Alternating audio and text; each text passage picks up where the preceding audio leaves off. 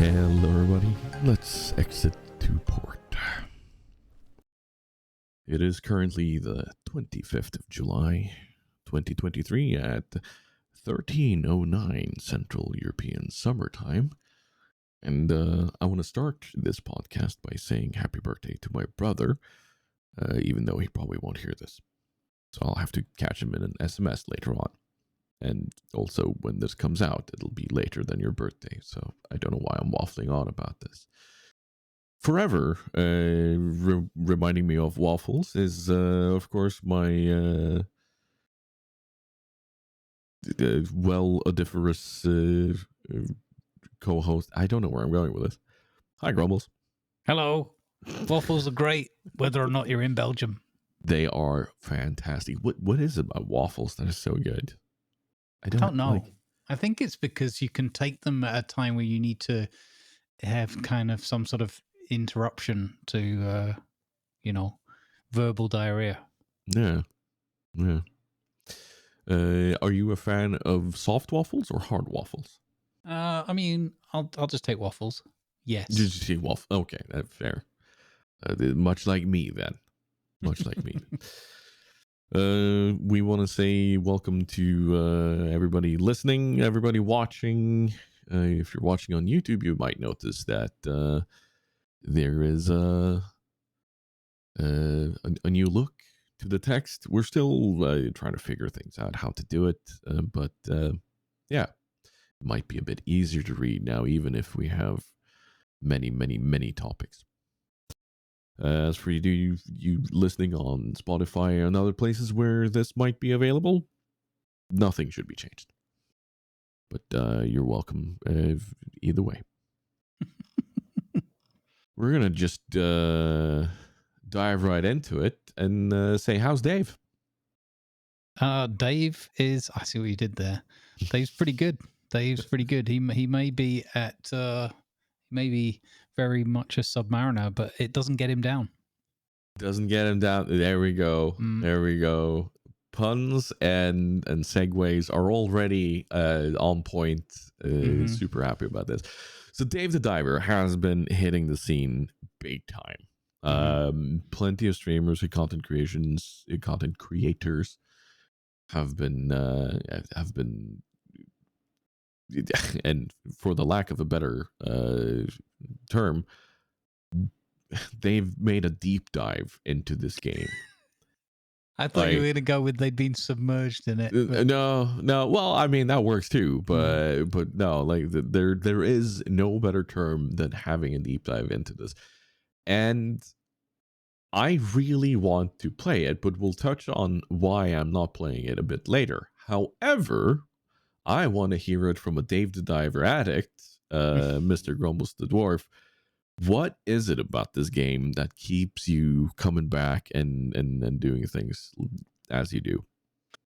It's one of those games that it feels to me like a total package. It's like there's everything that you can point to and look at feels fun, feels like it's been done with passion and a desire to have people kind of walk away smiling from it. The art style's fun. The kind of callbacks to old school gaming, as well as some other sort of cultural references and things, are really cool. The cutscenes are just chef's kiss, I guess, pun intended. And it just works. I think one of the keys for me is because I'm not a platformer. Platform games are the ones that are most likely to, drive me into a mini rage and make me not want to play anymore.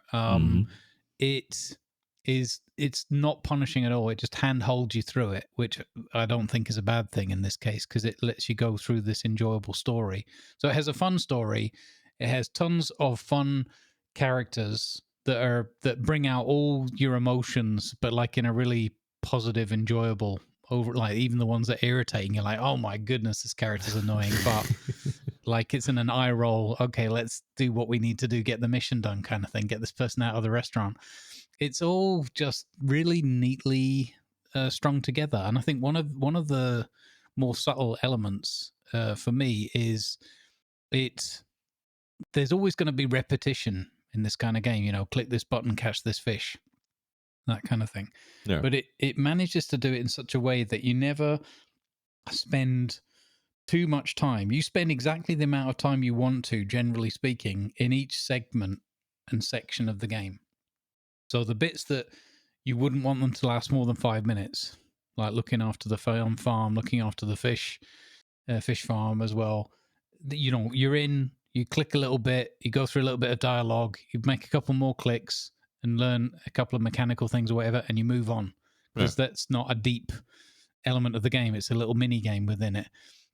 You know, the smartphone with all the different apps and things on it, you can go through those more or less at your own pace. And, you know, and the diving, like the mainstay of the game, you can choose, you know, roughly from your sort of 2 to 3 dives per sort of day night cycle. You can choose how much time you spend in there, what you go after, what you do. And if you're fed up of it or you've done enough, you can go straight to the thing and get it done and move on. Or you can say, oh, you know what, I can't do it this time, or I want to do something else. And you can give up and go back to the surface. So it kind of lets you pace. That's I think that's the subtle genius of this game, is it lets you run at your own pace and do as much or as little while still having fun and still progressing the story. Yeah. Yeah. So, like, having watched it, I get immediate flashbacks to anything from is it Broken Sword? No. But Monkey Island, Leisure Suit Larry, and all of these old school adventure type games where you go out, you solve something, you do something, and then you come back. But it has added a feel of the new. And that's something that I really, really, really enjoyed just watching, you know. So I can immediately see why this is such a big win for people on Twitch and people on YouTube and where it may be. And another personal joy of mine has been seeing somebody else try to do many voices at the same time. After my own Pathfinder playthrough, where I voiced the different characters and such, and seeing somebody else sit there and go, oh, "Okay, who was this again? He was you know." Who would do that? Only a fool would do that. I have to say though, the voice you've given, Batshell, is maybe one of my favorite interpretations of that guy ever. Yeah. Because most people will have him as this deep voiced, gruff, kind of sensei type person. But honestly, should I just seeing him come out and wield the knives and make the sushi is wonderful. Yeah, it's just I'm laughing every single time. It just fits him. I don't know why. I have no idea why. It's a good fit. It is a very good fit. But yes, we will touch a tiny bit on why I'm not playing it a bit later with a question from Mari. So you've kind of already answered that part of it. I will talk a bit why it's scary, but you might have some input there too. So we'll see. Okay, interesting. But yeah, massive, from one massive success to another massive success that turned into a flop. Season 1 of Diablo just launched. And from having one of the more successful AAA launches a while back into their first season and just absolutely breaking everything. Oh dear. Yeah, like I'm not gonna go into too much detail or go on for too long about this, but I just want to say this. Like, I know it's still big, it's still actually very impressive what they've done, compared to their last big release in the Diablo series. But not being able to ride out of the city and getting stuck on an invisible wall. Yeah. And this only happening to seasonal characters. That was also even more fun. What? Yeah. And while I'm on this topic, so Diablo they've had a stutter issue in cities and hubs where there's a lot of people. And people want more stash space. Stash is then your collective inventory for all your characters. Okay. And do you want to hear the answer Blizzard has given for why they can't give more stash space and why there is a stutter? Sure. Okay. I hope you're sitting down because this is stupid. I'm ready. Yeah. So the official answer from Diablo regarding this is we can't give you more stash space or inventory space right now, but we are working on it. You see, the reason why there's a lot of stutter is when you approach another player, it loads them and their entire inventory and stash for you. Why? Uh-huh. Why? Why does it load their entire inventory and stash, Blizzard? Why? Why do I need to know how many caged hearts LC has on his character? Why do I need to know how many rings of whatever Dane carries around? Why? Why? I don't need to know this. My character has no insight into that, or shouldn't. Why is it loaded? You just show me a character that has spell effects. That's it. I don't need to see everybody's gear. I don't need to inspect people. If people want to show off their gear, let them do that through a profile anyway. That's today's Angry Rant by Tiger. Thank you for coming to my TED Talk. Moving quietly along to other titles that allows us to at least cooperate without being rage-inducing, hopefully. You've been looking at some co-op titles that you are slightly excited about. Yeah, there's a bunch of things coming up in the works. Some of them slated for this year, but no more specific than that. And others we'll wait and see. But yeah, ranging from Medieval Dynasty and potentially, I assume, Sengoku Dynasty, which is the one set in feudal Japan time and styling, will hopefully both be bringing co-op play with them. Should be amazing. Just don't play it with Jurek. He'll accidentally speedrun it. Yeah, exactly. He'll inadvertently finish hours and hours of content in less hours than you should. Yeah, so I'm really looking forward to that one because that game's Medieval Dynasty is just really fun and relaxing. And the one thing all along, right from the beginning, was like, wow, imagine if you had a couple of buddies in here and you could just do some stuff together. Yeah. So looking forward to that. Other ones are PAX Day or Dei or Dei. That could be awesome. There is Enshrouded, which they just launched a trailer video showing off their building and terraforming. And it's kind of, it looks, if it works the way it does in that trailer, it's kind of off the charts. Incredible, and should lead to some very impressive fun, including the fact that you can dig out, caves and caverns and make them your home and everything. That's pretty awesome.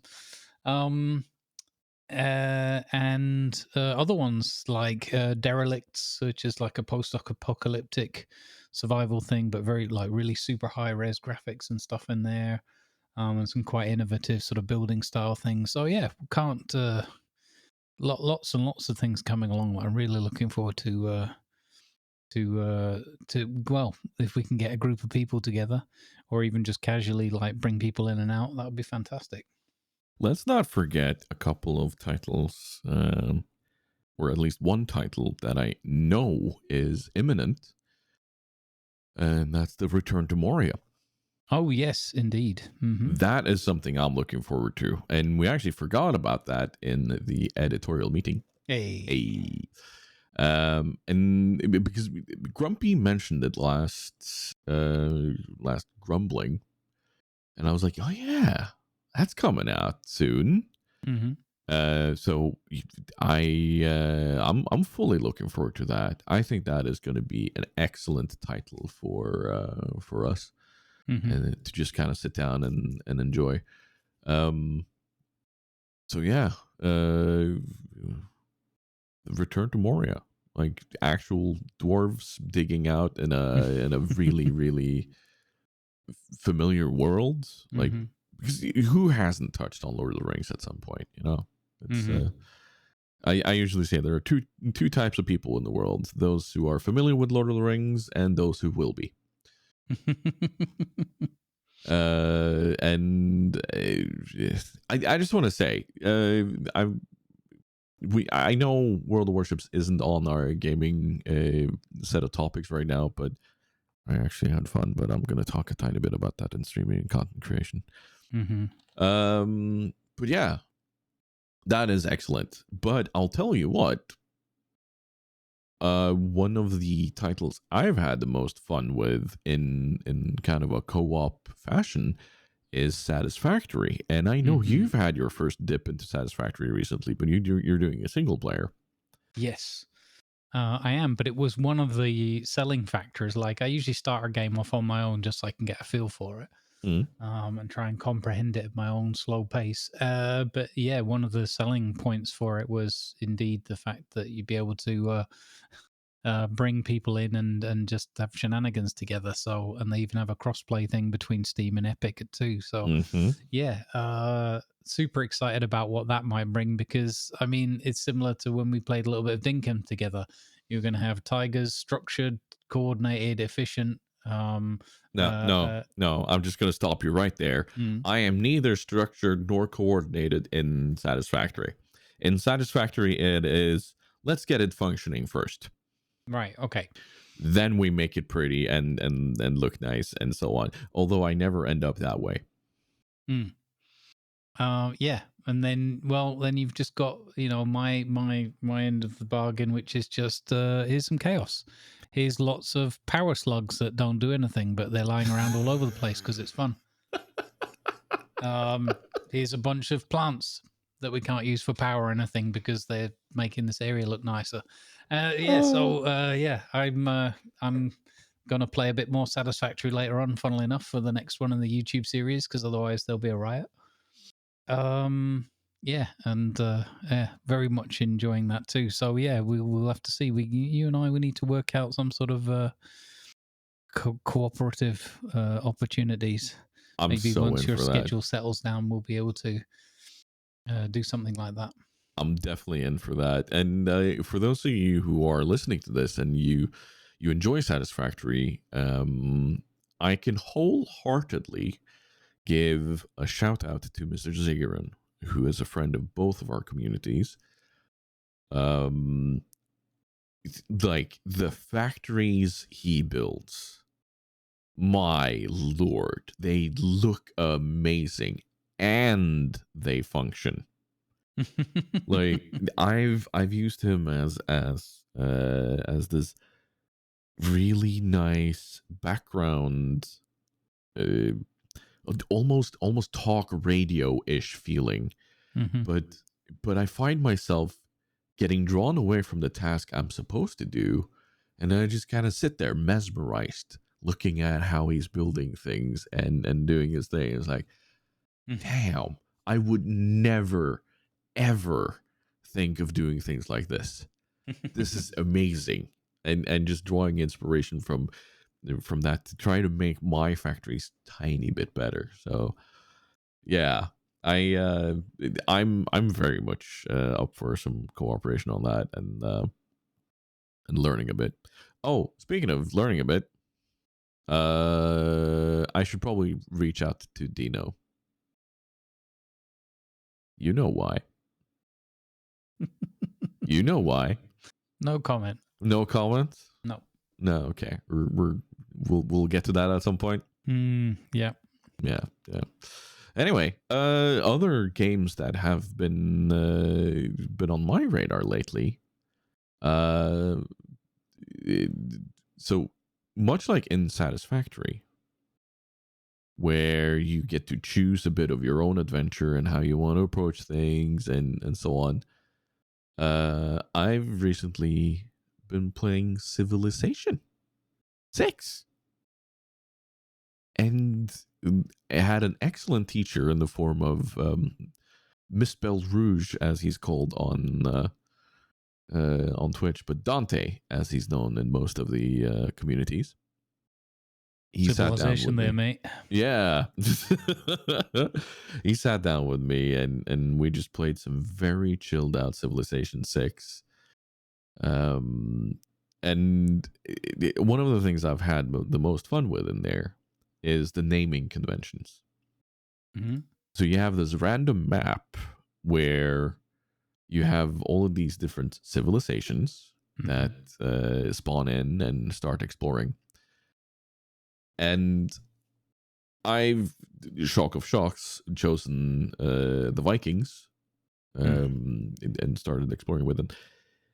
And as I go around the map, unexplored rivers and sea areas and such suddenly get named after places in Norway. So you had Mexico City, which is a free state in Civilization 6. It was right next to the Honduras Strait, which was west of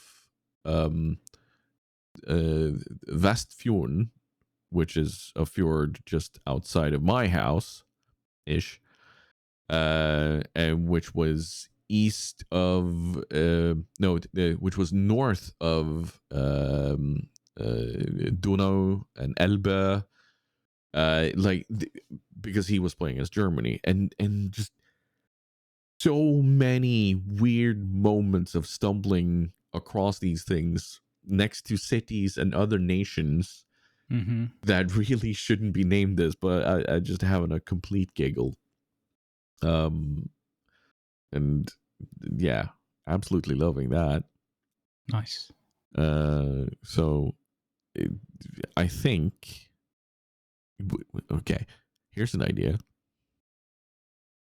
If we ever sit down and play Satisfactory, I want to start a thing where we put down signs and we name things and places.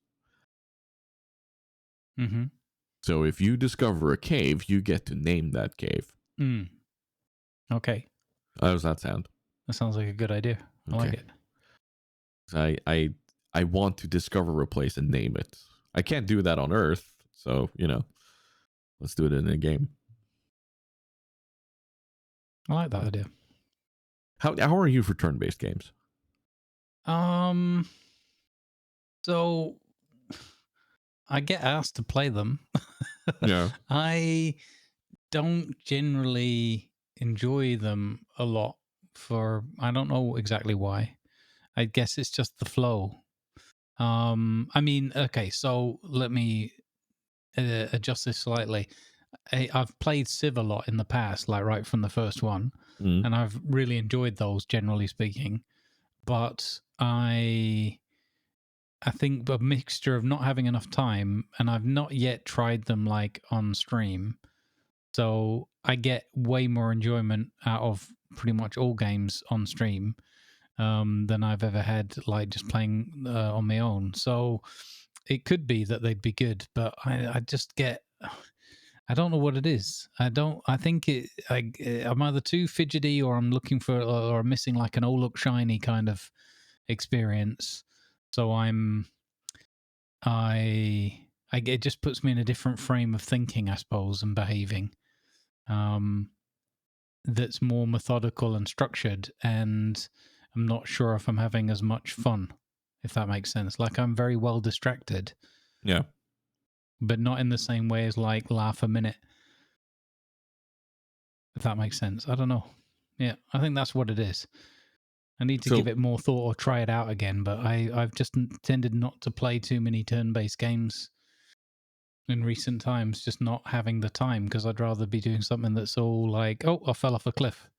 yeah, you're thinking like a content creator. Let me introduce you to the thought of social gaming. Mm. And this is something I've started doing both with Diablo and other things. Like there are games I'm playing, but I'm not necessarily streaming, but I am hanging out in a voice channel with others. Mm-hmm. And Civilization is one of those games where I can easily sit down together with somebody, game it with somebody, and have those conversations and some of those moments without necessarily being on screen, and it's been really wonderful. Mm-hmm. So um, so yeah, definitely. No, that's been really cool, and I do very much understand where you're coming from with that thought that I am. I noticed something. Let me just fix that very quickly. There we go. No, nobody noticed that. No, don't worry about it. It's fine. No one saw nothing. No, it's not done live at all Mm-hmm. on screen. No. Oh, I did it. I did it in the wrong place. Grumbles. Okay. That's Okay. what she said. Phrasing? We're not doing phrasing anymore. Don't know if we do those here on the podcast. No, we've stopped doing those. There we go. That's better. That's probably not at all noticeable. Whatever. Let's moving right along to other things that have been adapting. Mm-hmm. When was the last time you played the Angler? Probably the last time we played. We should really sit down and play that again. Yeah.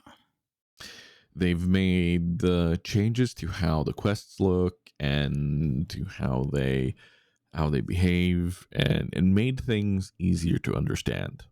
Mm-hmm. And I'll tell you what, just as a relaxation game, and speaking of social games where Mm-hmm. we can actually just sit down and have a conversation. Like I know we've mentioned this before, Mm-hmm. and that is one of my favorite games to do that in. Yeah. Yeah, that's definitely a game. We talked about it at the time, but I definitely have fond memories of it just being like, this is just like Friday evening with a couple of sundowners, a couple of beers at sundown, Yeah. and just chilling out, chewing the fat. And you just happen to be in this game world catching fish in parallel. It kind of drifts off into the background. And honestly, it is one of those games that as a streamer or content creator, especially if you're doing it live, it is a beautiful experience. Mm-hmm. Because you have these moments of, oh my god, look at this game, it is gorgeous, but you also have moments of just being able to actually interact and have a conversation with those that show up about the things that you relate to in game, or things that go on in real life. But like, I know both for me and you, that interaction bit, so important. Mm-hmm. So important. And the ability to interact with your own community is I think that's where most content creators kind of start out from. Mm-hmm. It's not from the idea of, oh, I want to make the best gaming video in the whole world, or whatever. It's just, you have that piece of artwork in front of you, because games are artwork. Mm-hmm. And then you have something to interact with others with. Mm-hmm. And I love that. I absolutely love that about games and content creation, I should say. Uh, and and that just kind of slowly but surely brings us along to the streaming and content creation part. Mm-hmm. Where I want to start out by saying, as of yesterday, Monday the 24th, I started my new schedule that will allow me to be a part-time student, but also a part-time content creation kind of person, where because I don't know if we mentioned it last time on the podcast, but I've been struggling with enjoying World of Warships for a while. And I think I've noticed why. I finally noticed why. And you also recently kind of touched on this, but not as directly as I'm going to do it now. I started out streaming World of Warships with high amount of interaction with my chat, conversations, doing requests, and doing silly things for the act of content creation, not focusing on being the best gamer in the world, you know. And I sat down on Monday and I did that. I focused on doing ship requests for people. I had fun creating content. I had fun playing the game again. Even while being ruffle stomped by subs. It's weird. I don't know how, but I think I touched back on it. And the reason why I did this, like, I've been thinking about doing this for a while. Like, what can I do to be better streamer, content creator for my own sake? Which then again kind of rolls over to the audience. And you had your charity goal or part way goal for the torch,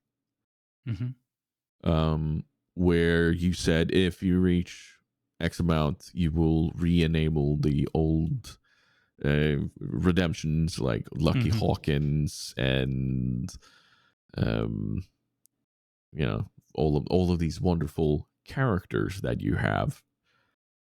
And that just kind of confirmed it for me, you know. And I went, you know what? Yeah, this tells me exactly what I need. Yeah, I think that's the well, it depends on people's personal preference and whatever. But I think if you're more of a, like, not so much variety streamer, but a community oriented streamer, which I don't think everyone is. They are, as in they build their community and maintain their community, but in many cases that community is kind of built around their shared love or enjoyment, or in many cases loathing of a particular product, right? But I think for us it's much more about the people than it is about any of the products that's going on the screen. Definitely. And I think that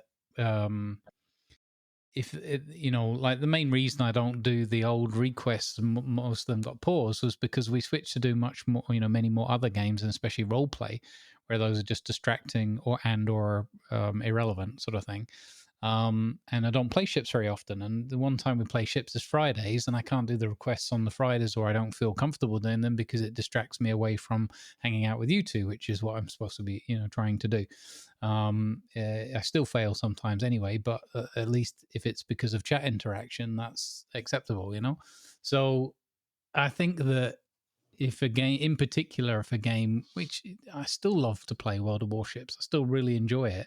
And I think that's where some of the pain and the frustration comes from, because we feel like certain elements of it have definitely degraded the amount of fun we can take from it. And I think that if you can find a way to, make it more of a fun experience again, even though it's in the background, I think that's a really healthy thing. And so if that works really well for you, then I'm super happy. I do definitely agree that we didn't end up doing that many requests, but we were definitely messing around on Sunday and having much more like light-hearted interactions and exaggerated like fist bumps when things worked and stuff like that. And I think it's healthy with World of Warships in its current state.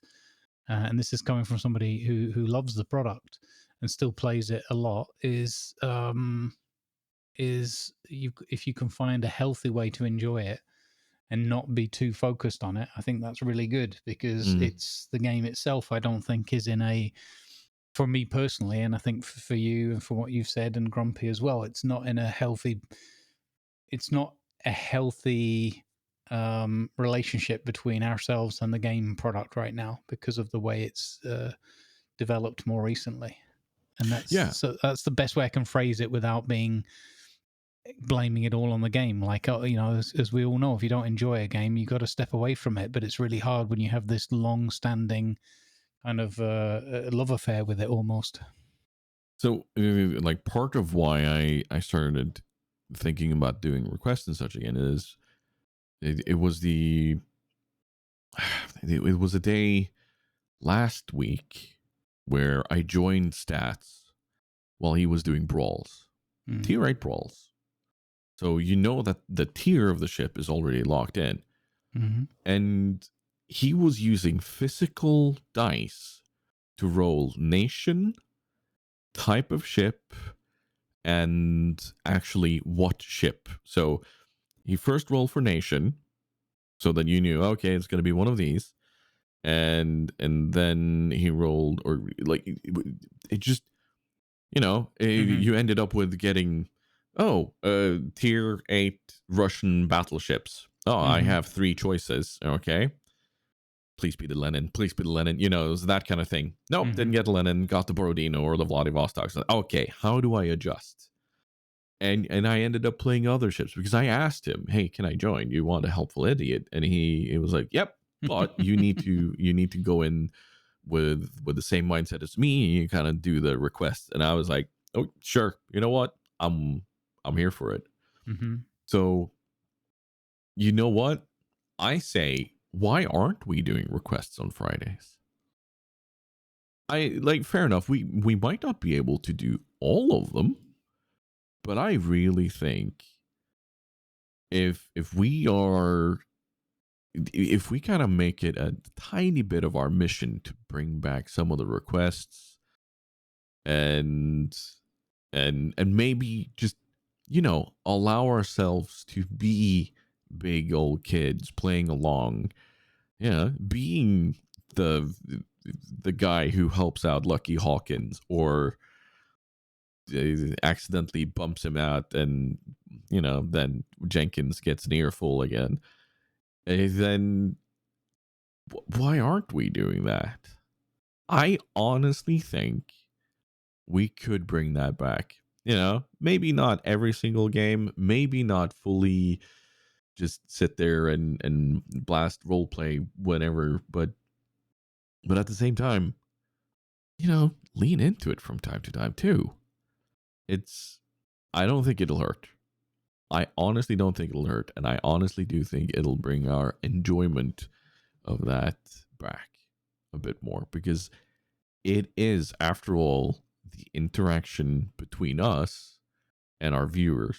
It's not the interaction with the game that is necessarily the focus, because I do believe we focused way too much on the game for a while.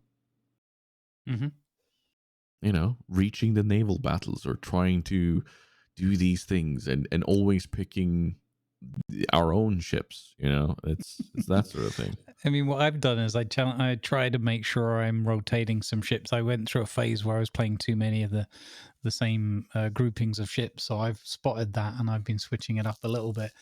But I know for the naval battle one, because I tell you guys each week, every week, I'm like, just play what you want. Don't worry about the times two, because you both do it and you both complain about it, and it's like, well, yeah, don't play what you don't want to play. But I've got no.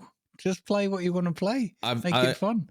I want to say, in my defense, I've moved away from that. Yeah. I've looked at it and gone like, wait, why am I looking at this? Yeah. I don't care anymore. I move away from it. Just play whatever. Exactly. It's fine. That was very noticeable on Friday, and I think it worked in our favor. Yeah. So yeah, no, I think let's just do whatever again. And then let the moderators and the viewers make more choices for us, much like the moderators can now postpone ads for streamers. Nice segue. God damn, I'm good. Can I be allowed to be proud of myself for once? I know I ask this from time to time, but I like. That's your one, though. You can have one per episode. Okay, fine. So there are a couple of other things that are going on in the streamer world, and one thing that is going to be noticeable for us is the fact that one, Twitch have worked on their way of showing when an ad is active and how long it is active in chat for streamers. And the crazy thing is, with how good that looks, it is now making me move away from chatty. I didn't ever think that would happen. That's kind of crazy.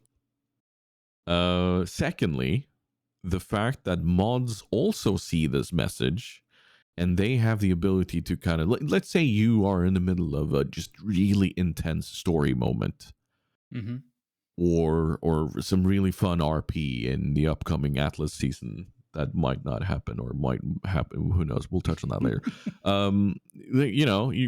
Pete's standing there. He's having fun. He's laughing. And the jackdaw is about to crash into.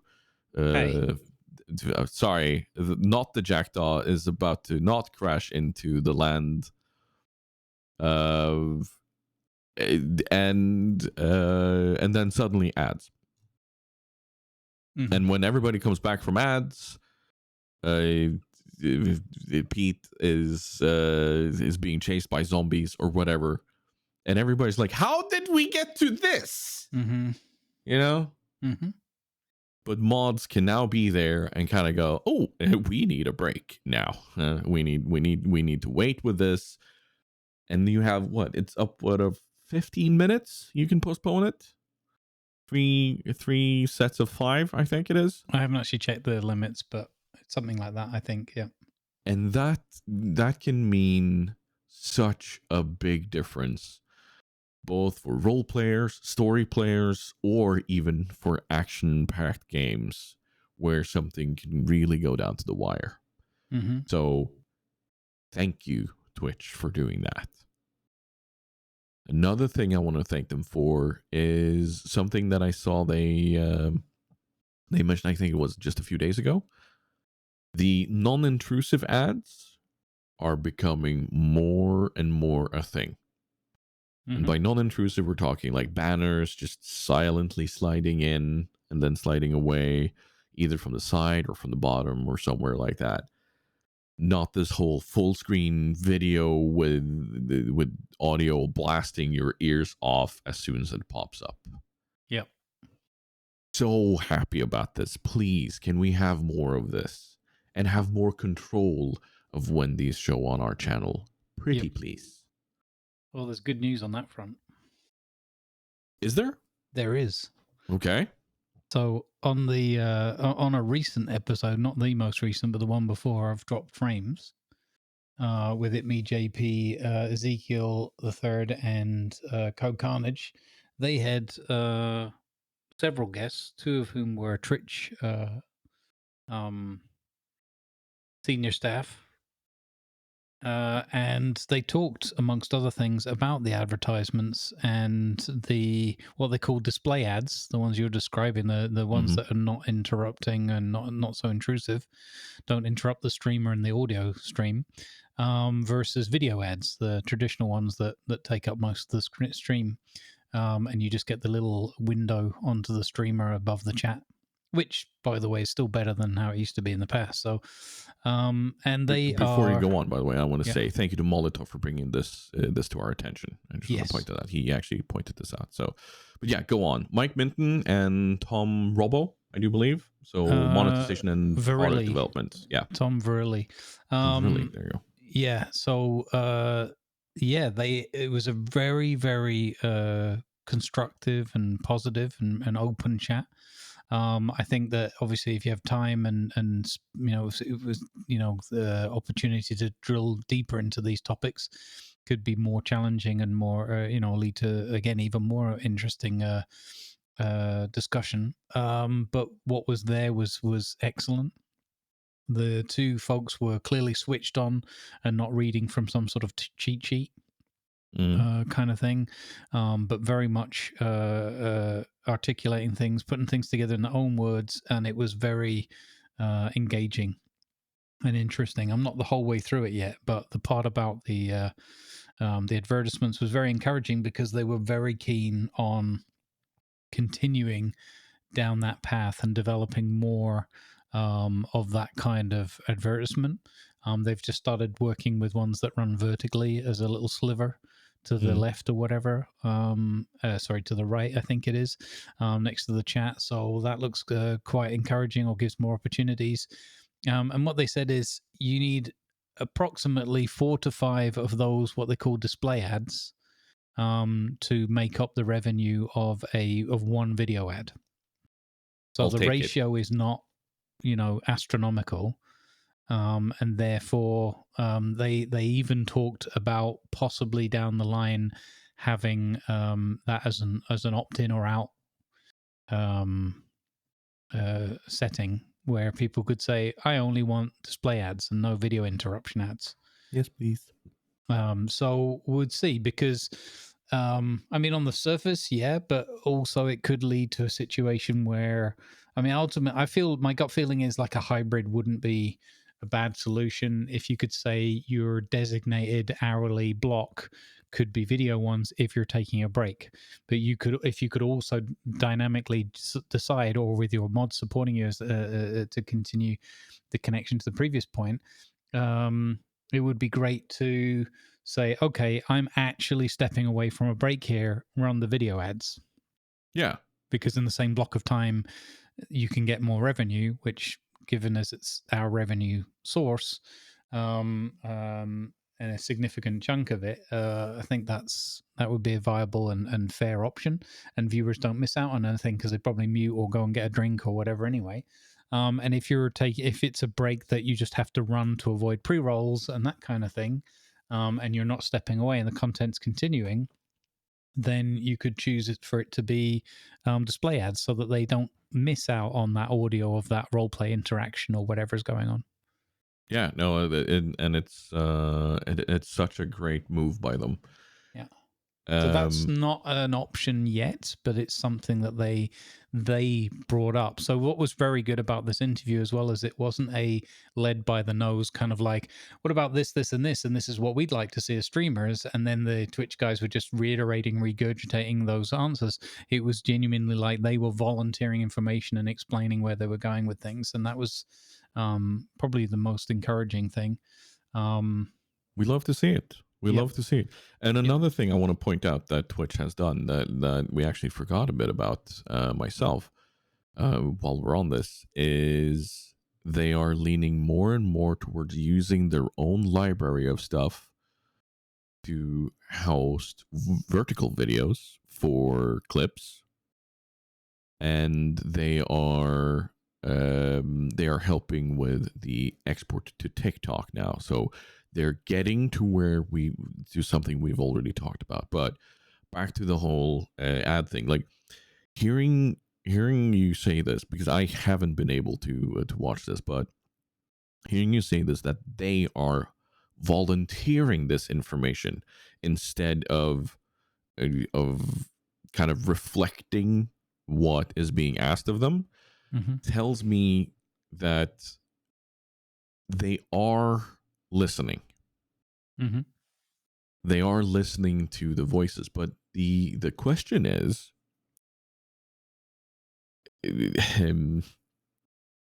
are they doing this out of a necessity, or are they actually taking a step now to take care of their content creators?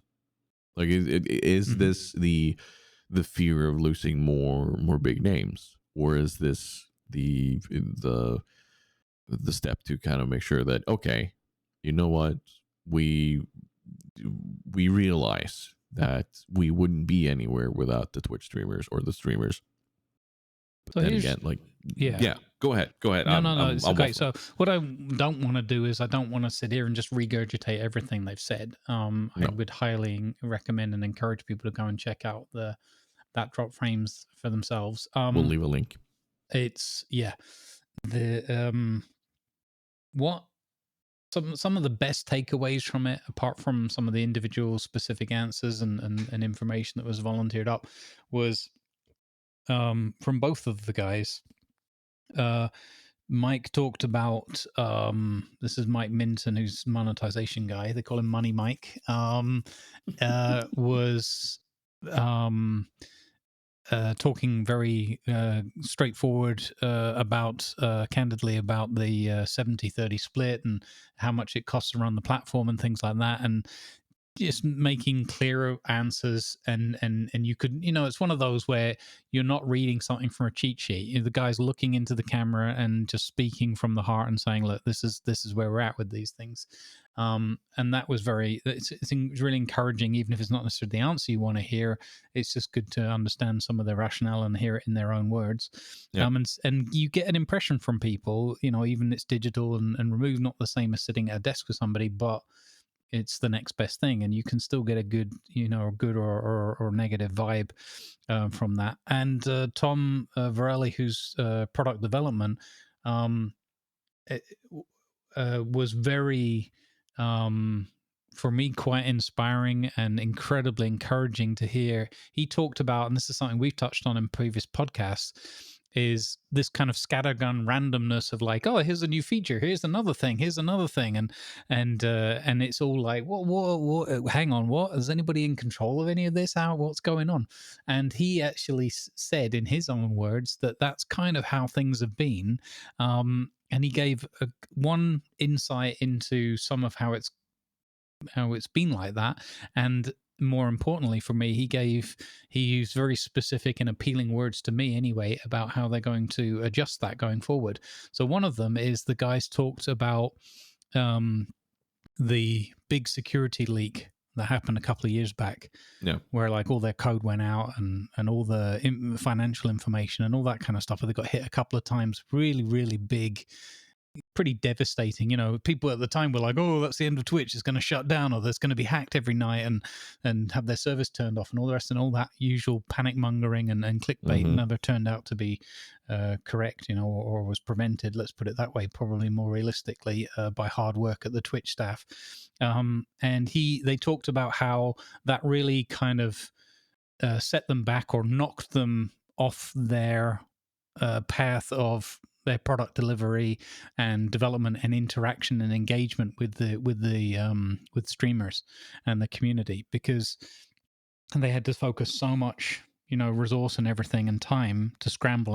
And he said that they're only really now, from their point of view, they're only now getting back to their development path, and with all the sort of checks and balances in place and fail safe, so that presumably that doesn't happen again. And it was really interesting because it makes so much sense to me, having worked in pretty big organizations. That's how things go when a really big project fails or a really big security leak happens or whatever. Somebody hits a giant stop button and says, stop, hang on, and so many things get set back, brought into question, people lose confidence, whole product lines can stop running, things suddenly have to change and be done completely differently. The impact of even a small thing, but especially something like a severe security leak, can be so wide reaching and have so many ramifications and take so much budget and focus away, that you do end up in these kind of scrambles, and it takes a long, it knocks a company for six, and you have to kind of reset yourself. So it was really interesting that they brought that up and made that relative to the conversation. I thought, nobody ever talks about that, because the commentary world and the Twitters or X's or whatever and all these things and all the clickbaits are all like, what happened 5 minutes ago, and you got to jump right on this topic now, and then tomorrow it's like we've had an overnight brainwash, or we've woken up with my short-term memory and no one remembers any of that, and it's what's the hot thing today kind of thing, a very sort of tabloid attitude. And it's interesting to hear them bring that up in that context, I thought. And the other thing that Tom said that I find really hopeful and inspiring is he talked about how they don't have, and this was his words, a story arc for their product development, and he didn't say roadmap once, which is probably a good thing. But like he said, we don't have a story arc. So we're doing all these things and we're throwing all these features out, but we're not explaining, well, what does that mean? And they both talked about how the from Justin TV and Twitch, that's either 10 or 17 years, depending how you look at it. Yeah. But they said that they are passionate and working on being here in 10 to 17 years time. That's where they're looking at their goals. Yeah. That's big. Yeah, exactly. And they were so sincere and spoke like straight from the heart. And you can tell this is the words that they're using to their teams and within the company. And they said that they also, for Mike, he mentioned something where there's quite a lot of frustration, where people have said that a lot of the long-standing people have gone. So all the people that used to bleed purple had left, and all this, all that clickbait, when that was the trend for the week a few months back. And he said it's so frustrating, and it hits us quite hard because we're here because we love doing this. There's plenty, when we get something wrong and the whole community and all the streamers, and it's very public and everything goes wrong and people don't, have a bad reaction to something, he said, there's loads of things I'd rather be doing than turning around and like facing my team and going, oh, we messed that one up, Yeah. He's like, so we don't, it's not straightforward. It's a hard job because of all that's going on in the industry all the time. And he's like, we are the best. We consider ourselves to be the best place to be live streaming. I agree with them. On that. And we want to be that, and we want to be better at it. So, it hurts us when people say that we don't bleed purple or whatever, we really care about this. So, as I said, I'm not going to regurgitate the whole thing, but it gave me a big old boost, like morale boost and a lot of encouragement and inspiration to see here are some people who are really switched on, that are not talking bureaucratic business babble. They were like, Mike was very much like, I couldn't do what you guys do every day. How the heck do you do this streaming thing all day? And that's like your livelihood and everything. He made this is the last one, and then I'll shut up. And it's mostly me talking because Tiger has yet to have a chance to watch it. That's just to explain for the listeners. But he made a quick analogy, which I liked. He said, take the Jimmy Fallon show, right? He said, this guy's got a staff of 20 people, writers, professionally, who'll sit there all day to write him a 5-minute monologue, right? And then he's got 4 or 5 staff that do all the booking, all the scheduling, and take care, like who's going to appear on the show, what are we going to talk about, what have they got going on, and all this stuff. And so that Jimmy can make a 1-hour show. Yep. And then he says, and you guys do a 5 to 6 hour show every day on your own. And I thought it was really well like thought out and put together as an analogy. And you can pick holes in anything, but I thought, again, as a content creator, that's so inspiring, because it's like you've got, and then Co and all the guys were talking about how all the other stuff we've got going on in the background, and like where do you need to be, and where do you need to put some VODs, or how have you got your socials up to date, and all these other things. And I thought it was really nice and just so incredibly encouraging and positive to hear these top level people that are conscious of this working in a way that factors that in. And and then made the simple point of like, well, with all the revenue splits and whatever, either way, it's a partnership. If you do better, we do better. Yeah, exactly, and vice versa. So, that's kind of our answer on that topic. It's let's all earn more revenue together. I wanna give a nod to a comment from Chegg on last episode, where he mentions specifically this about server hosting and network hosting and everything. And because both of us have a background from IT, big project IT, we might kind of, we know this, we have it in the back of our mind. And for anybody who is in that industry, it's obvious you need to pay for these things. And I know we've touched on that before in regards to the whole 70-30 split and 50-50 split and whatnot. That there is a large cost of running Twitch, and knowing that they are open about it, talking about it this way, and also recognizing just how much work it is streaming. On top of that, I'm like this whole security issue that you mentioned. I'll be honest, that had escaped my mind. Mm-hmm. And as soon as you mentioned it, I was like, holy crap, of course that is gonna set things back and do stuff. I'm just thinking back to one of the jobs I had. Like, I was hired as a project manager Mm-hmm. when suddenly a very big data leak happened to patient data in Norway. Mm-hmm. Where, like, I was hired by the security group to help them out with something, and then something that I know the leader of the security group had warned people about the entire way, Mm-hmm. that if you give somebody admin rights on a server, they're gonna have admin rights. Everything will be available to them. That was his words, some direct words. And I might be saying something I shouldn't be, but I know for a fact that the health minister at that moment had been made aware of this, Mm-hmm. which a week later stood there in a meeting going, we were not aware of this. Like, Mm. you mother flippers. And because of that security breach, Mm-hmm. they said, oh, well, we're going to have to stop the project we hired you for. So I'm sorry, you don't have a job anymore.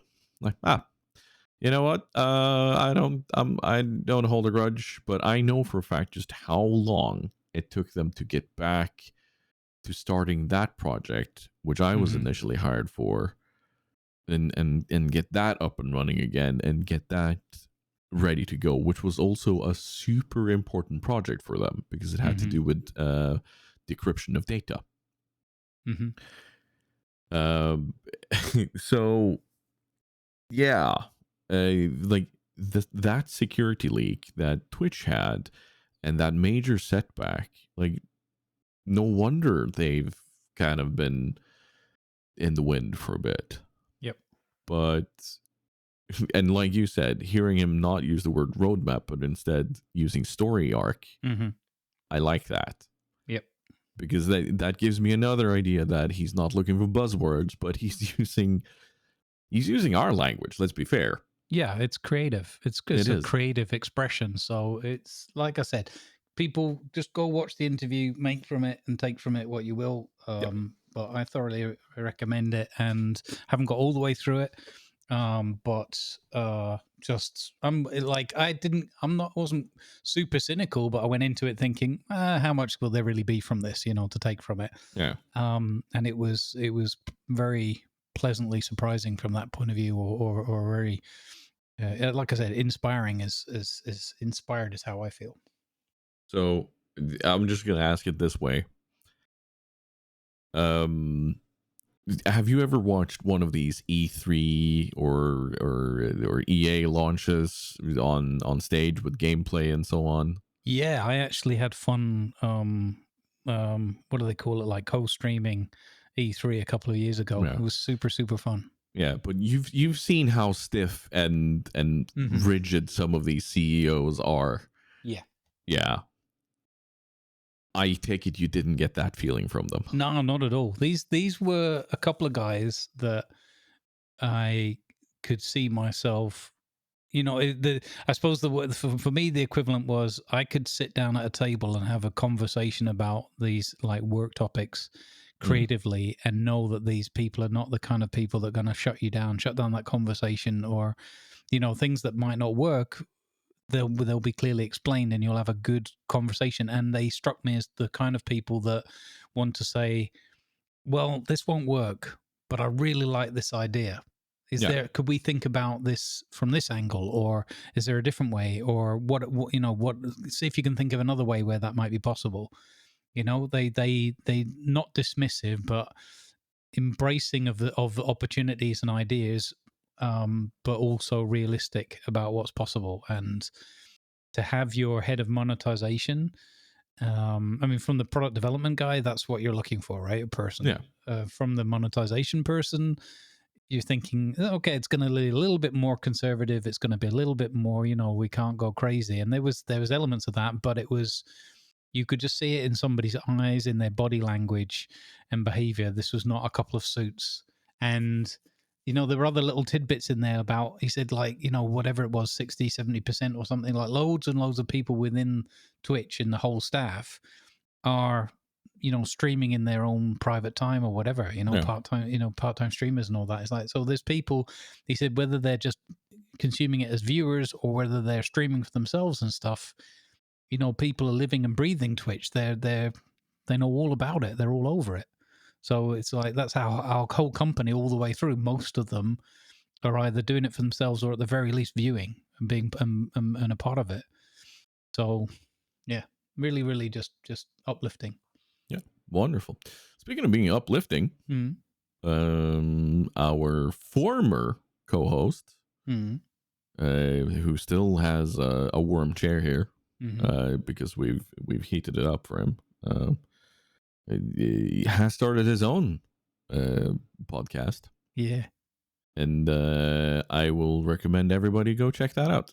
It is the Grumpy Beard, who finally was able to launch his Can Certainly Be Talked About, where he talks a bit about his journey with treatment for his cancer. Yep. Candid, open-hearted, and straightforward, much like we expect from Grumpy. So do go check him out. Yep. We will leave a link. And other things we will leave a link to. Something that popped up not long after our last episode. Something that I had a bit of a giggle about, but honestly is like, you can't really shorten down and tell it quickly, but I'll try, because it has potentially big, what should we call it? Like it leaves a big crater and big waves in its wake. And it is the fact that Google and YouTube. So Google owns YouTube, and YouTube, and this is in a report by the Wall Street Journal, could say that 80% of YouTube's ads across the web violates Google's own terms of service for ads. That's big. That alone, like that number is so huge when you think about how many hours of content is being consumed and produced with ads on YouTube. Advertisers have reportedly been overcharged, and potential refunds could result in an actual financial loss for Google. That should tell you how much money we're talking about here. And the other potential consequences for this is how this needs to shape how advertisements are done. So hopefully this won't have too big of an effect on what's going on with Twitch, because they are working hard to make it better.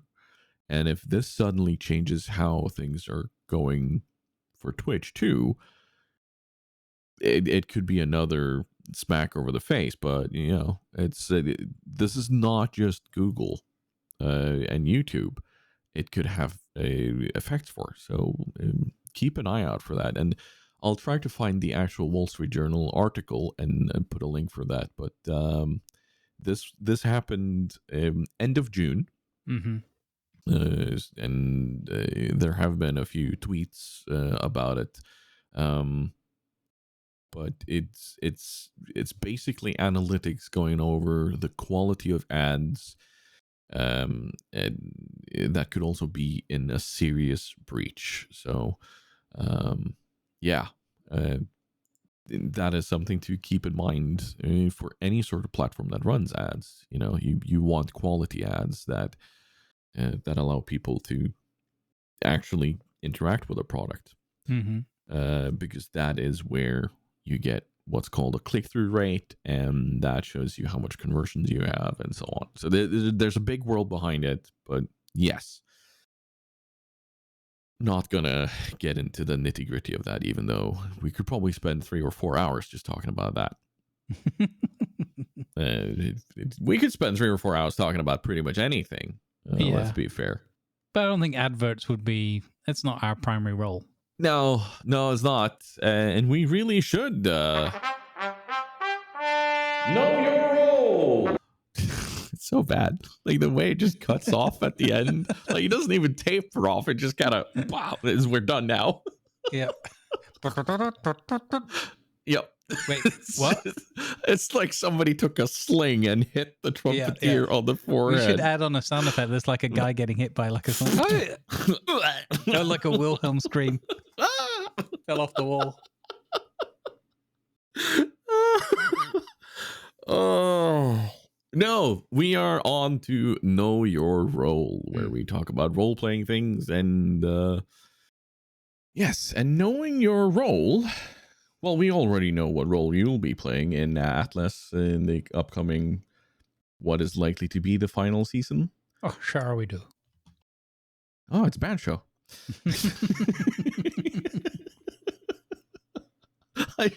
I gotta say, I love when you play that role, and I love his adventures. And I'm not talking about Bancho. I'm talking about Pete, of course. Mm-hmm. Skinny Pete. Nobody knows why he's called that. I don't know why.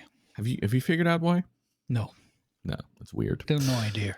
Yeah. So, there will be a trailer launch. Yes. When? It is alleged to be launched by Darkside RP on the 31st of July.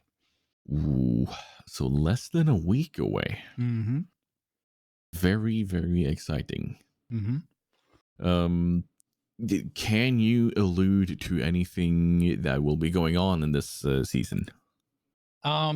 Spoiler free, of course. I could. It's a question of what I choose to. Yeah, fair. So there's been, in terms of the content of the mods and everything from Darkside, as usual, super high quality stuff. There's all sorts of really fun stuff going on. They've got stages, which can be all painted up. They've got, can put canvases all over them, so you can have like theatrical presentations or auction house backdrops or you name it. Snake oil salesman or whatever equivalent from the Pirate Age of Sail. They've got paintable curtains, so you can actually put curtains up on the insides of buildings across normal standard size windows, and you can open and close them as well, so they're functional curtains. Colorable, so that's cool, dyeable. And they've got water features for the first time, which is something I wanted for ages. So like having a fountain in the middle of your market square or stuff like that. So that's cool. In terms of what we're doing, we are going to, subject to rules and sticking with the limits of what we can push. I'm in contact with their team about some aspects of it, but we are going to do something different than what we've ever tried before, which should see us travel a lot and hopefully engage in a lot of RP. Nice. So by we, I assume you mean you and your or parts of your crew from Port Shiny. That's right. Yeah, there'll be I would say like the core of the Port Shiny, with a few adaptations to the roster. We're putting together a dedicated Discord for that, so we can keep everybody nicely together and share all the bits and bobs, because with something as complex but also time consuming, based on people's like real life needs and whatever, you need to have a little bit of external communication, but obviously all within the rule set. So there's not like so and so said this to such and such and whatever, but it'll be things like, so and so left a note here that they'll be gone for a few days, kind of thing, to cover like an IRL person being away or something like that. So especially helpful when you've got people in like, global time zones or Hmm. different work, or somebody's got a night shift coming up for a few days and that kind of thing. So yeah, and beyond that, we get to share creative ideas. And wouldn't it be fun if we did this, and or have an event? Hey, there'll be a town hall on Saturday morning. Here's the note so that everybody knows with a Unix timestamp and that kind of thing. So we're just in the process of setting that up. We had one for the last season, but the way to do it is to close the old one down, so you clean up, all the old stuff that you don't necessarily want to dredge up again, and start afresh. So looking forward to it.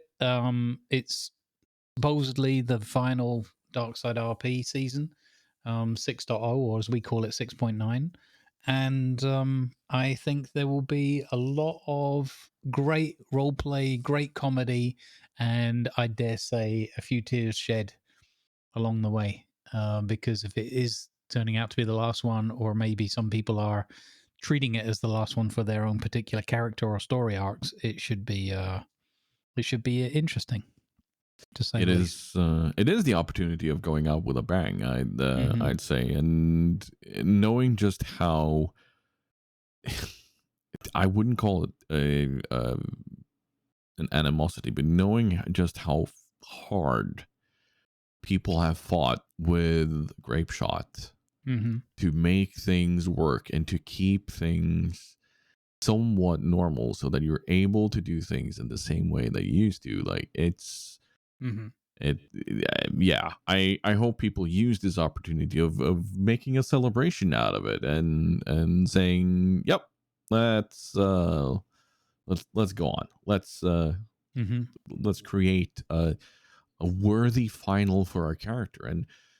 And you mentioned something about you guys Mm-hmm. using a Discord to coordinate, and I want to point out that whereas some people would see this as metagaming, and it technically is, Mm-hmm. but there's a difference between using the meta information to create better role play as opposed to using it for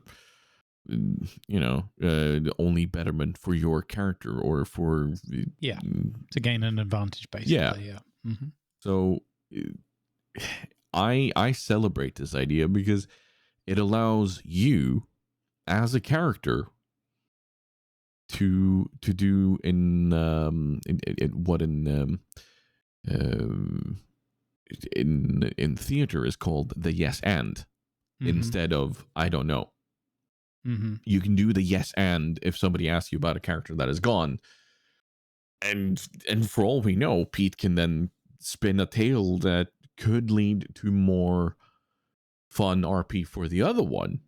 Mm-hmm. They could be like, oh shit, this is a great idea. And part of what I'm thinking here is Shimmer stories. Mm-hmm.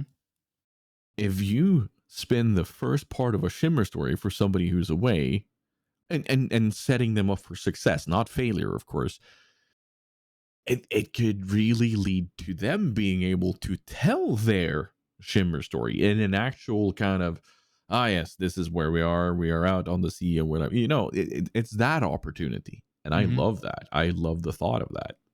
Yep. Yeah. So I mean, we as I said, we use it sparingly, but for the purposes generally of dealing with IRL matters. Yeah. That you don't, because what's the awkward alternative? Oh yeah, I won't be there tomorrow because I'm sailing to, you know, Greece for the weekend, or and you end up in these kind of like, Yeah. people aren't quite sure what to say or whatever when you try to that awkward, like, let's role play this out. So it just takes away some of those little things. Or if indeed when people plan things, and so for example, you've organized an event, you've advertised it in game, lots of people are saying, oh, let's come along on Saturday because we're going to do this auction, blah blah blah, and then the person can't make it. Yeah. So you need to move it, so it's just for practical IRL reasons. And I've always said to people, I don't have a problem with things like meetup meta, or organizational meta. There's no advantage to be gained from it. The No. only positive that comes from it is that people are able to ensure the best possible role play, and an event in most cases can come together, and in other words, it generates more fun. So yeah, that's why that's there. But yeah, we're working on putting that together and putting crew together. I've got artistic ideas that I'm going to no doubt be talking to Mims and possibly Rajira about for some emotes and with Mims for the in-game artwork that she does so gloriously for our sails and flags and things like that. I'm talking in the background with Cletus a little bit about some building ideas, and obviously we have our own master builders, Gamel and Lanovar, that know inside and out what we want, and Viper working on ships and things like that. So I think it's going to be quite spectacular. And as a side note, we watched the one of my YouTube videos on the sort of farewell to Port Shiny that we filmed on the very Monday night. Everyone was tired. It'd been a long day. I think it was a heat wave or whatever.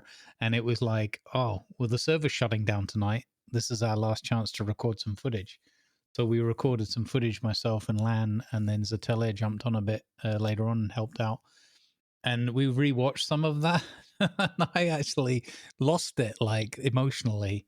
I broke down a little bit, teared up, and had to walk off for a moment and get myself back in order because it hit me so hard because I filmed that deliberately because I didn't know what would go on, down the line.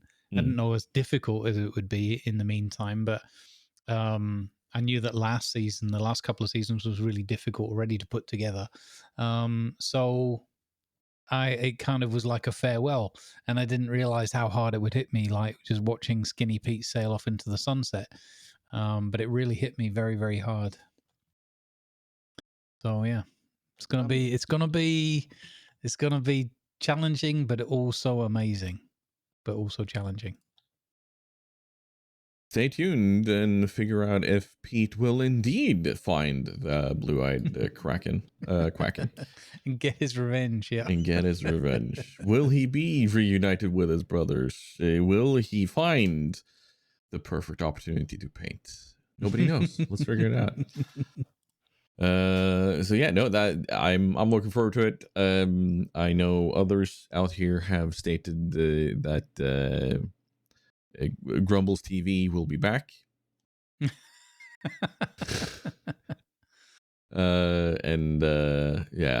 it is exciting to watch role play happen in that fashion, and it's always impressive to kind of be allowed to be a part of that story too. So go out there, everybody, and watch Grumbles and watch the others on the server when they have those interactions. It's always fun to see somebody have an interaction with somebody else, and then you get to see the other side too, where they kind of like, what in the world is going on inside this man's head? And then you go over to Grumbles' place and you kind of realize, oh, it's just Grumbles being Grumbles, but you get to see somebody have that whole, okay, I need to just roll with it with this guy, let's just go, whatever, and it creates fun opportunities. I've been able to watch that and unfold in front of me, and it is glorious. It's glorious, maybe especially since I know you quite well. Yeah. So well, thank you, and I do thoroughly enjoy it, and yeah, I'm looking forward to it, and we've had quite a few folks who've come along, that have become regulars in the meantime, but because of the gaps, some of them haven't seen or don't know very much of Skinny Pete and Atlas. So I think it's going to be fun, a really fun ride for a lot of people, because not only all the people coming back and sharing the memories and the whole dark side community, which is very, very tightly knit, but also all the people that we get to introduce these characters and these silly storylines and moments to. So yeah, should be a ton of fun. I'm a bit nervous about it, to be honest, because you always want to put a good show on. But those nerves usually go away in the first 5 minutes as soon as you get there. Oh, hello there. It's like putting on an old pair of shoes. It is. My name is Skinny Pete. They call me Skinny Pete.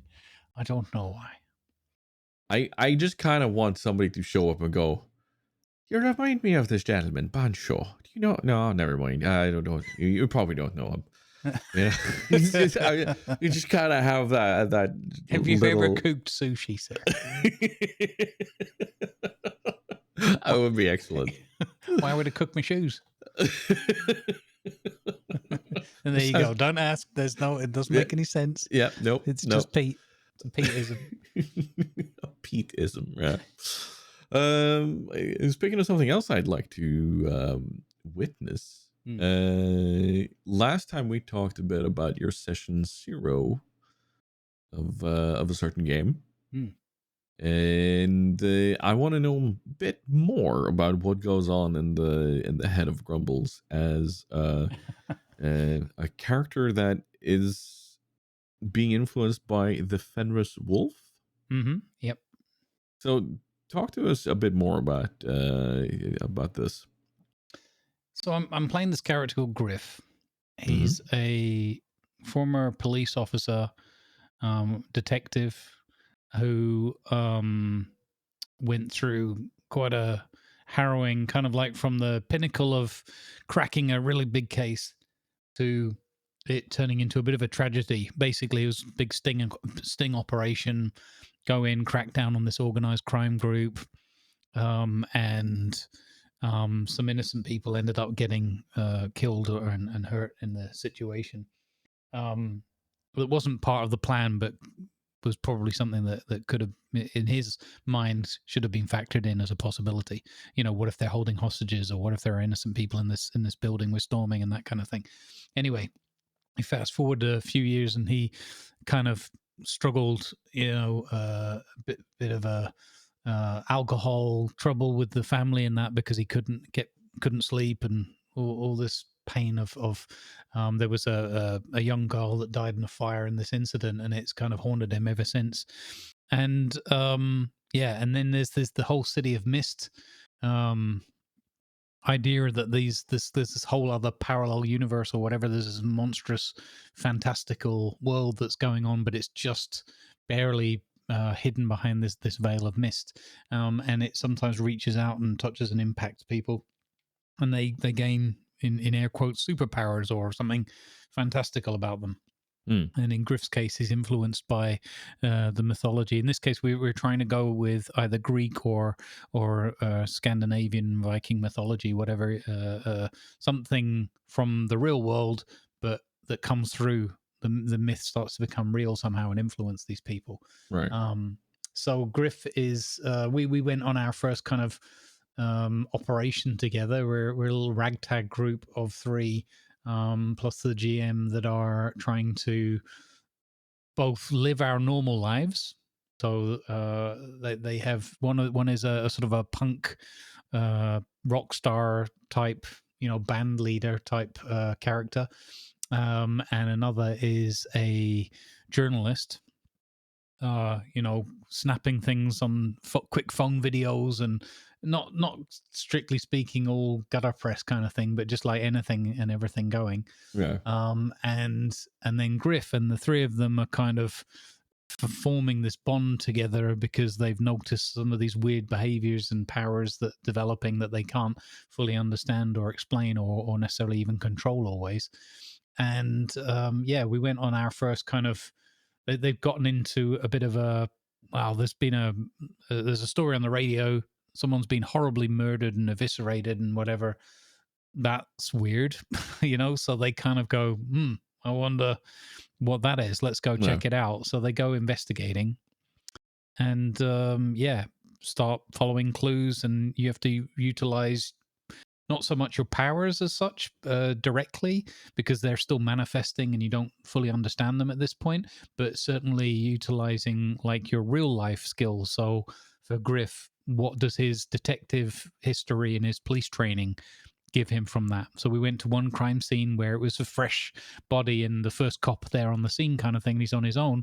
So Griff was able to kind of just go and talk to him. It was a rainy night. They were still waiting for detectives and everything to turn up. So Griff was like using his experiences and whatnot to get information and get access to the crime scene, and that when he shouldn't really have been allowed to. But the young officer on his own was like a bit overrun with all the crowd there and all the rest of it. So there's little things like that. So you've got to think about, well, how's this impacting their story, their life situation, and all this. Like he's got an apartment and he's got to keep he's got a job as a sort of B-list celebrity on a TV show where he plays a TV cop, but he's not like the star of the show or anything. Right. So he's got a certain amount of celebrity, but not too much. It'd be one of those like double take, like I'm sure I've seen that person somewhere, but Yeah.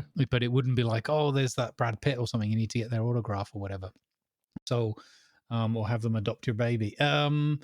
So, and the one I wanted to mention since we're talking of it is the GM took us to a situation where one of these another murder occurred, and we oh no, wait, this is the first one. I'm getting confused now. Yeah, we followed the trail, and eventually we found, and it was quite a convoluted trail because there's these weird mystical, things happening in the world. So it's not always as straightforward as like, well, the footprints lead round the back here, and there's something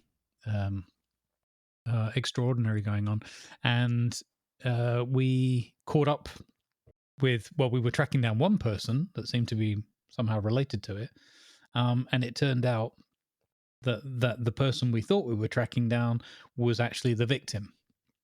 Oh. And someone else had taken their place and was trying to pass themselves off as this other person, even though there was, this person was a highly talented analytical trader and this kind of thing, and this other person was just a chancer, and so they had no real chance of really pulling the whole thing off, but they were just there like emptying their bank accounts, taking the whatever was valuable, jewelry, whatever, clothes and everything from their apartment, and then going to skedaddle, move on to the next case.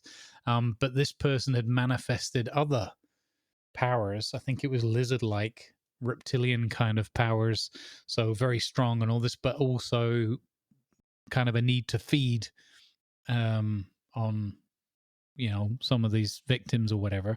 Right. So it was not in a vampiric way, but just literally in like a instincts take over, Komodo dragon style, like slash their guts open or whatever, nibble a bit and then run off. So we were put in the situation of empathizing with this person who at first tried to power their way out of the situation and got overwhelmed by the three of us being there, and our powers and things. And there's a few roles involved in this, but not too many. It's more about, you say you've got these particular talents or traits and themes, they're called, that go with the Fenris, for me, for example. So like it would be heightened senses, for example, like, can I smell certain thing? Is there something that gives me a clue here? What that, or do I hear somebody moving in a back room that you wouldn't hear otherwise, and stuff like that. And then trying to shorten it up a little bit, we get to the culmination of that particular episode was, okay, we've got this person bang to rights. We're not really here in any official capacity, but we're investigating because we're experiencing these powers and these changes that we don't fully understand. And it's a little bit like you want to keep that secret, right? Because otherwise you're going to be on the lab table, right, being cut to pieces and experimented on and stuff. So and then you have this person that you sort of empathize a little bit with their position, but then the way the characters played out by the GM, they're kind of like, they're obviously going to become a problem and start murdering people all the time, right? Because it's like, oh, if you let me go, I'll be, Yeah. So we were stuck in this kind of like, well, do you kill them so that the threat's gone? Do you have them arrested because you're still trying to be law-abiding citizens and and they're clearly a threat? Or do you let them go because they're going through something that they don't understand the same as you are? So you, on that level of empathy and like, how much can you trust them to not kill more people? Because we're like, well, if you kill more people, we're going to find you. But then for one, they've already murdered someone and just admitted to it. So that was the dilemma we were put in. And it was quite fascinating to be in a... So that's why I called it like monsters judging monsters, because we're sort of becoming, and I'm using the word sort of a little bit evocatively, but deliberately, like, what is a monster even, and how do you deal with these changes that you're going through? And then you've got your friends and trusted allies that are going through their equivalent, and then you run into this other party that's clearly, murdering people, so doing an unacceptable behavior. But what do you do about it?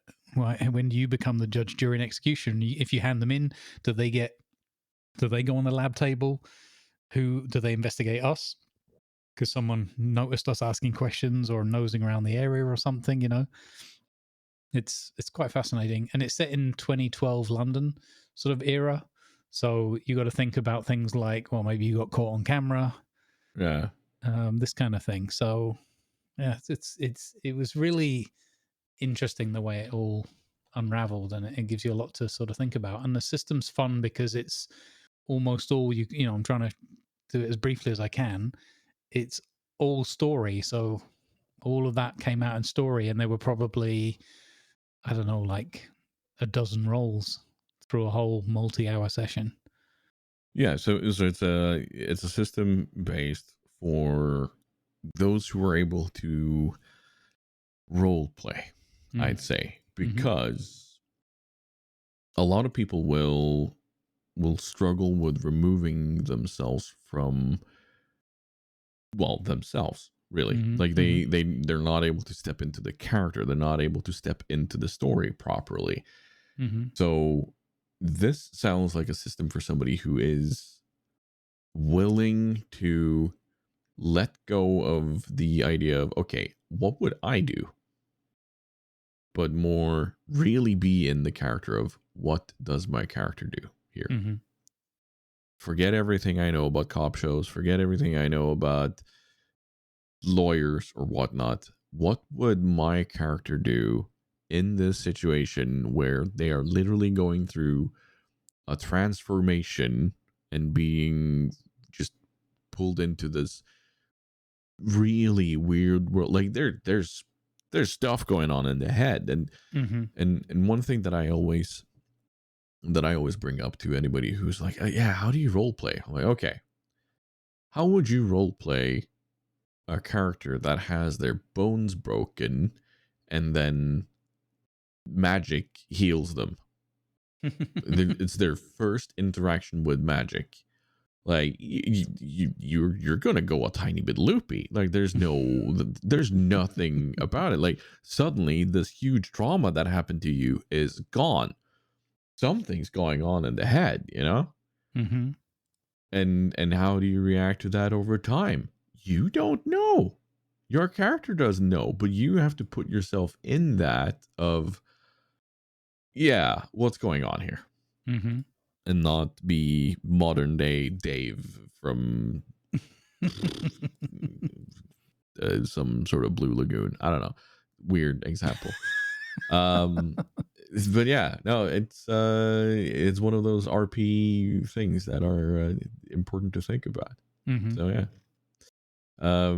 Judging from what you're saying, though, I think you would thoroughly enjoy playing Hunter from World of Darkness, especially in the type and way of setting that I'm going to be doing it in, where you have the ability to be you, but there's going to be some, like, we're going to be basing the character on who you are, but with some changes.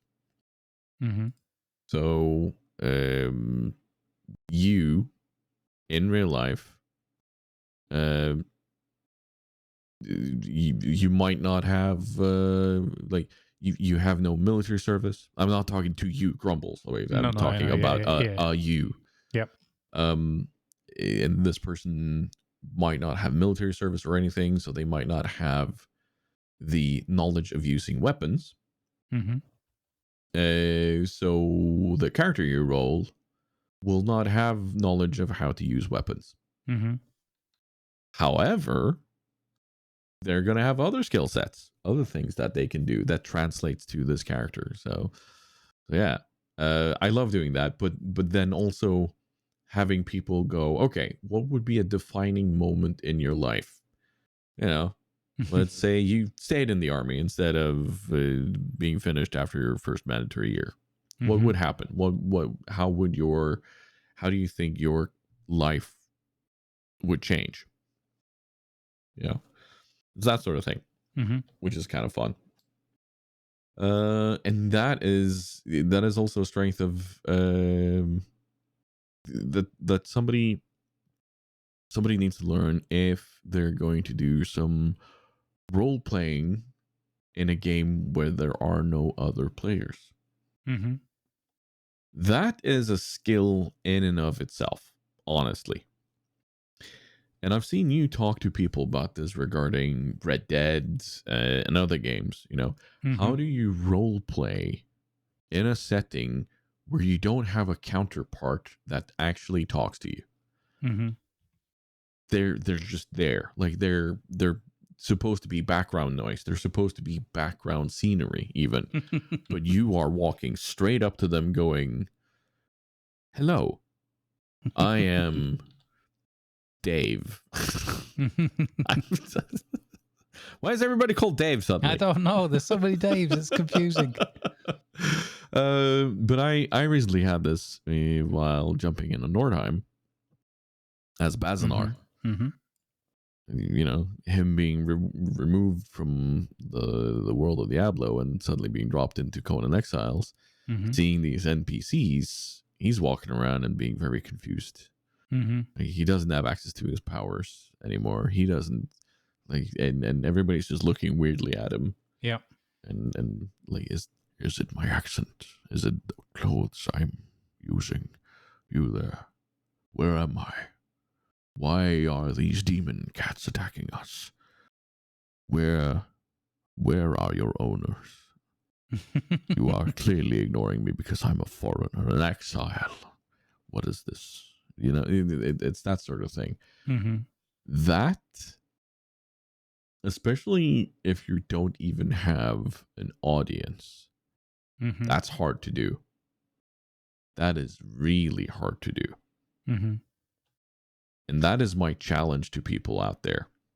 If you want to learn more about your own creation of character, or how would you react, sit down and role play something that isn't meant to be role played. Which kind of leads me into the question from Reckless Rat, which was a wonderful question. And Yep. I don't know, do you want to read it? Sure. If we want to read the entirety, Reckless Rat asks, you come up with varied and interesting characters. Where do you get your inspiration for these? I sometimes wonder if it's a superpower. I don't know about that, Ratty, or a super curse, maybe. What advice would you give on this for anyone thinking of entering this arena? Thanks. It's really good question. I want to point that out. It's a super question, really well put together as well. Thank you, Reddy. It is it's a how do I? Usually, it's a combination of many different things. It's sometimes one thing could be a bit of music, could be a sound, could be a picture you've seen, can light a spark, you know, just gives you an inspirational spark, and like, okay, wow, I could see this. Like, stand atop a great mountain, you see a picture of Mount Doom or something like this, and obviously it's almost impossible, at least on the subliminal level. You can't control what your subconscious is doing and influence. And there might be something like a long faded memory of, oh, I saw Conan the Barbarian. So, you know, ergo Maximus arrives in my head at some point when I think of Conan. But then, like, you look at Ulan and it's like, who's Ulan? Okay, then you've got the wizard from that movie as well. I suppose there's an element there without, you know, that's probably now the first time I'm consciously thinking of that. So I guess there's all the stuff that you've gone through and experienced and heard and thought, and then just whatever this spark and this idea that pops into your head at that moment in time. It's a little bit like when you sit down to do something creative. It's quite hard there's a distinct difference between sitting down to say, I've got to write this letter about this formal thing, or I've got to fill in a form, or do this sort of methodical, structured thing, versus sitting with a blank piece of paper and a pencil or something and saying, okay, what put 5 words down or something on the page, or draw a little picture of a house, or what's it going to be. So I can't explain all of it.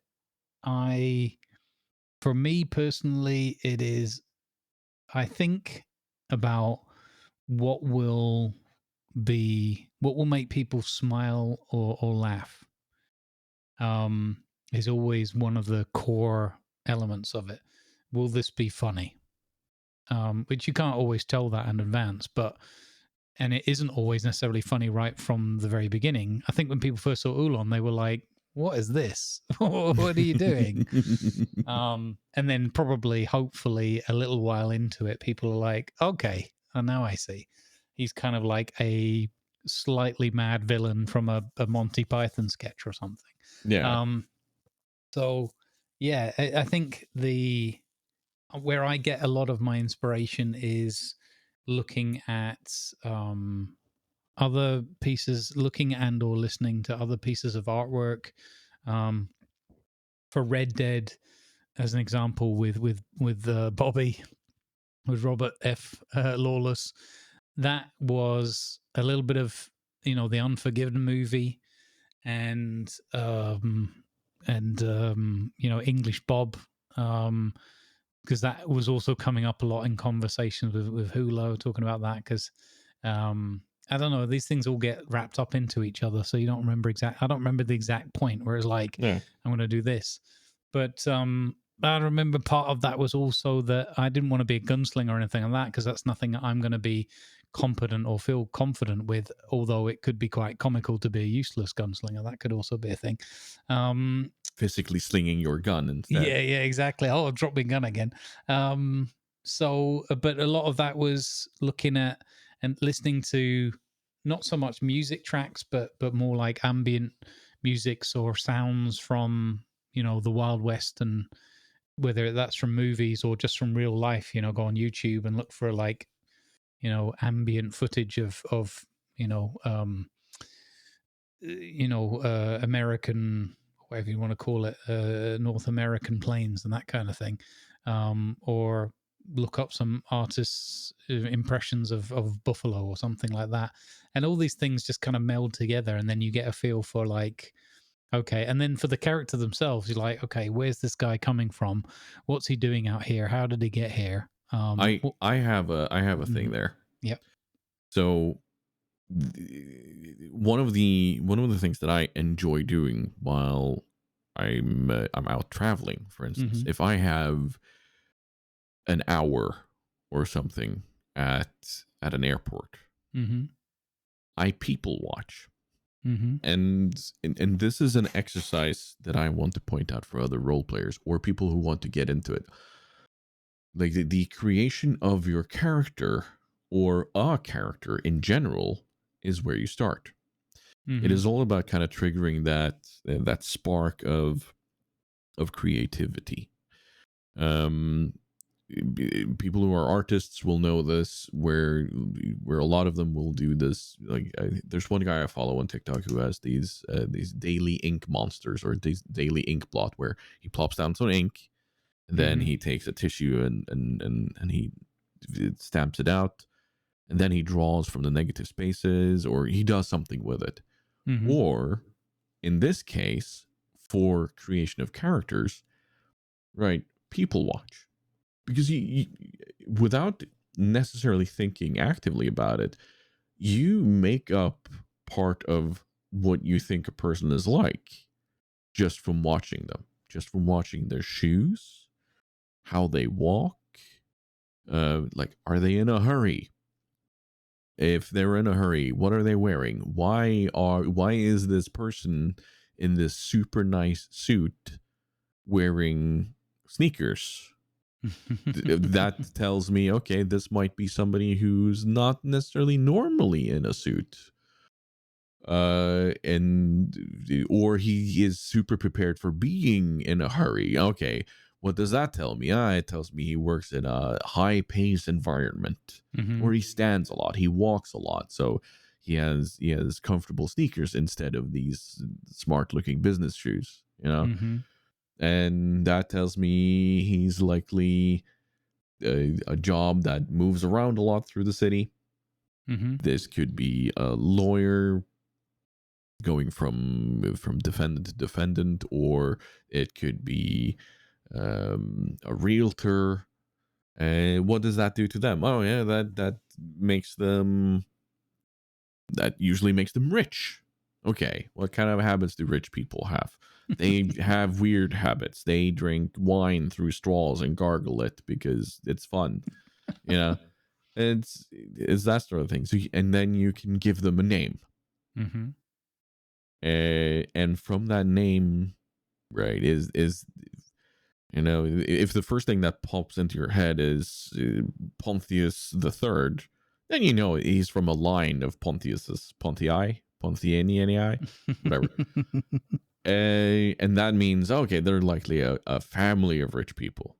But if his name is Rex, Mm-hmm. then no, yeah, it's one guy. And he's worked his way up. So it's this. It's the. I'd say this is part of the willing suspension of disbelief. It's part of what makes a movie magical to you. You're able to let go of all the facts that you could actually get for somebody, but you allow your brain to kind of go, oh yeah, oh, this is clearly something that's about this person. But allow the intrusive thoughts their space when it comes to that, because that is what creates a character and not just background noise. Mm-hmm. A good example of this is, for instance, Elminster, which is a pretty significant name for those of you who have read anything Dungeons and Dragons. One of his defining flaws is his lack of constitution, which is really bad for a wizard. Like, he gets so winded so quickly. Like, he needs other things to make up for it. And so you need character flaws. You need unique defining traits. And that's where the intrusive thought, like you can let that intrusive thought get in there. Mm-hmm. I would say that is maybe where the thing really sets off, I'd say. Great example is, of course, Skinny Pete not knowing why everybody calls him Skinny. Like, he obviously has some disillusion about stuff here. Has he looked in a mirror? Are mirrors available? Why aren't mirrors available? Are they banned? Mirrors are banned because they're magic. There you go. It's that sort of thing. Yeah. So it is very much an exercise. Mm-hmm. And I know it's not going to be for everybody, because it's hard to be able to get into this. And if you're one of those people that you're not able to let go of, why is Speeder able to fly in Star Wars, but you have to follow the terrain. It's one of those things where if you're not able to kind of let go of that, then don't try role playing. You're gonna struggle. Yeah. This is just before I forget about it. One of the questions was like, what would be advice for someone looking to get into it? I think one of the things in terms of specifically character creation, beyond the things that Tiger and I both already expressed, is think of something simple that is maybe a like or a dislike or a certain tick, certain behavior, a certain word. Think about something, and you can draw upon whatever you want there. It could be even something of your own, as long as it's not too personal. You're not going to be hung up about it, right? But as Tiger was saying, like, maybe think about or observe somebody, the way they walk, or the way they particularly move or lean on a wall or something like that. But think about something, I would say, because there's often a tendency to think of the most fantastical things, and the more fantastical and sort of extreme the things are, the more you've got to kind of express in those ways and live up to it, as it were, and that can become more difficult, especially if you're new or not feeling so confident about role playing. If you make things too fantastical, even though you're abstracting your mind and putting yourself like far into it, it sounds like a good idea. It can actually really catch you out, because because then something normal will happen. Somebody offers you a drink of water and you're like, hang on a minute, you're the fantastical wizard Elminster. Why wouldn't you just conjure up your own drink? Mm-hmm. And something, as a simple off the cuff example. So think of something that's relatively simple every day. Maybe they just love soup. Maybe they want all their food has to be crushed up and pureed. They only eat porridge. It's something simple Yeah. like that. And think about how you might formulate a short sentence or what is a greeting? How do they greet people? What are they like when they say goodbye? Are they just someone who just walks off because they don't have those social graces, or they weren't brought up with them, or they were educated to be a warrior. They were brought up to be a warrior, so they don't have any of those kind of social graces and things. May we meet again, wanderer. Yeah, or like they want all the books, but then the plot twist turns out they can't read. So I need to go to the Great Library. They get to the Great Library, and then like they finally get there, and they're like, "We finally made it to the Great Library. What do we do now?" Now somebody needs to teach me to read. That would be a good story, but it doesn't have to be. That's a plot twist. That's a plot twist you can throw in there, like that at the end. It's like, yes, can you teach me how to read? Yeah. That's when you get the rest of the party look at you and go, "You can read." Yeah, but we've been on this book quest for you this whole time. Like, yeah, why do you think I want to be here? You know that, yeah. So think of a little thing and maybe just grow from there. Start with something simple that is fairly relatable. Because if you make something, especially if you're new or if you're nervous about or role playing, if you overcomplicate it for yourself and you have something that you have to fantastically kind of express and explain, or just remember to stick to, like, I've only got half my face is missing because it was chewed off by a bear.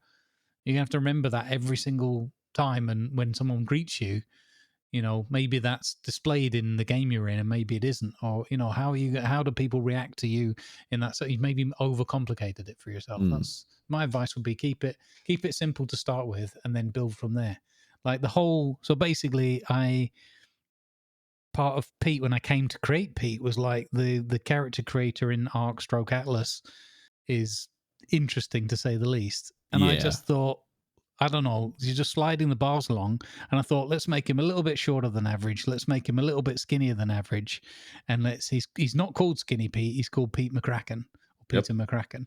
But he's super skinny. So people call him Skinny Pete to remember him, because that's what people do. They give friendly nicknames to each other to remember. And Pete doesn't get it. He's like, I'm just Pete. Why am I not just Pete McCracken? He's not upset by it. He's just like, everyone calls me Skinny Pete. So that then just became his greeting. Hello there, my name's Pete McCracken. People call me Skinny Pete. I don't know why. And that's it. And then the whole saga and story is developed, with thanks to everyone else's contributions as well, and the world that's been created and lived in around them, just from that simple greeting.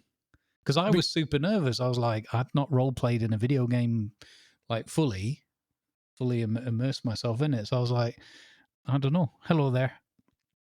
I'm Pete McCracken. That's the thing. It's the small things that turn into a bigger story over time. Yep. And I think one of my favorite things that I've ever done with somebody who's never role played before was I asked them, okay, what's a character flaw of yours? And they were like, why do I need a character flaw? I was like, let's build a story. We're building a story about your character. We're not building a story about why you're chasing this dragon. We're building a story about your character. Mm-hmm. And then they, in real life, they suddenly was like, jeez, I got something in my nose. It's been bothering me all day long. And I'm like, how's that for a character flaw? and then we just played along with that once in a while, whenever they do a roll, they have an X amount percentage to have the thing that's up their nose annoy them. Mm-hmm. And lo and behold, at some point, suddenly that interacted with the story, and ta-da, there's nicknames and everything. And so, yeah, keep it simple at first. Like you'll be amazed at what kind of story rolls out from it. Yep. And speaking of stories rolling out from it, we've had some good community contributions this time around. Mm-hmm. And Finn, sadly, was a bit sad that we couldn't take in the entire spreadsheet he had left us. I want to point out, I really appreciated it. I read through it, and the work done and put into it, impressive. I want to point that out. But no, it was a bit long to read that time. So he's come up with a couple of really good ones for us this time around. Spells that change a bit of changes dramatically with just removing or putting in or changing a letter. Mm-hmm. So he has introduced Lanethriel's Cone of Cod, which is a 30-foot cone of moist piscine goodness. Take 12d6 wet slap damage. Nice. There should be some emotional damage there too. You're being slapped around by a lot of cods. Like, come on. Like, and then your lips kind of cold, wet, and moist. Like, that's not. It's not necessarily a good feeling. For 5 minutes as a free action. I honestly, if that hit me, I'd be confused. Like, why? Why would you do this? Hello? Can we talk about this? That would be my reaction. And he also has Tashkendra's hydraulic plush. Where a comfy waterbed covered in fluffy pillows and terrycloth sheets shoves you 5 feet away. Take 3d6 floof damage. Now, floof damage for me, that's somebody just being stuck there for a few rounds, picking ether down and such out of their mouth and kind of removing hair from their eyes and being like, Jesus Christ, where did all this fluff go? It's in my mouth. That sort of thing. So yeah, I can fully envision these things hitting somebody and then being just super annoying or super comical if you get to use them yourself, So thank you so much, Finn, for that. Hello. We interrupt your podcast to give you a bit of a spoiler alert. For those who do not mind Dave the Diver spoiler alerts, you can listen on. For those who want to avoid those, when I count down from 5 to 1, you're going to want to skip forward 3 minutes. So that's 3 minutes when I reach 5, 4, 3, 2, 1. Yep. Mari has a question like we've alluded to earlier. She asked, Dave the Diver, what makes it such fun? And you covered that pretty much. And I, very quickly, I just want to say, because I've been watching you, I've really wanted to play it, but I noticed for my own sake, when you first started doing that first deep dive, where it got darker and darker and darker, I looked at my Fitbit and I could see that my pulse was going up. And it is because it sets the scene so well. Okay. It's cinematic. Like, the light doesn't instantly come on. It's like it slowly blinks a couple of times and you're like, oh, is it gonna fail? What's down here? Because you see enough, but not no, you don't see the entire screen. You don't exactly know what's lying just outside the screen. Right. So that made it scary for me. You wouldn't think it, but it was right there. Interesting. It was right there for me. So that made it scary for me. And I mean, yeah, I have a certain phobia, but still, you wouldn't think it would kick in on a game like Dave the Diver, but it did. No, it wasn't something I would expect. Yeah. But yeah, it's just interesting how the brain works, isn't it? Do you have any scary moments from Dave the Diver, or has it just pretty much been cool and straightforward for you? I mean, I'm trying to think now because there's usually almost always a moment where I get a jump scare from something that's nonsense.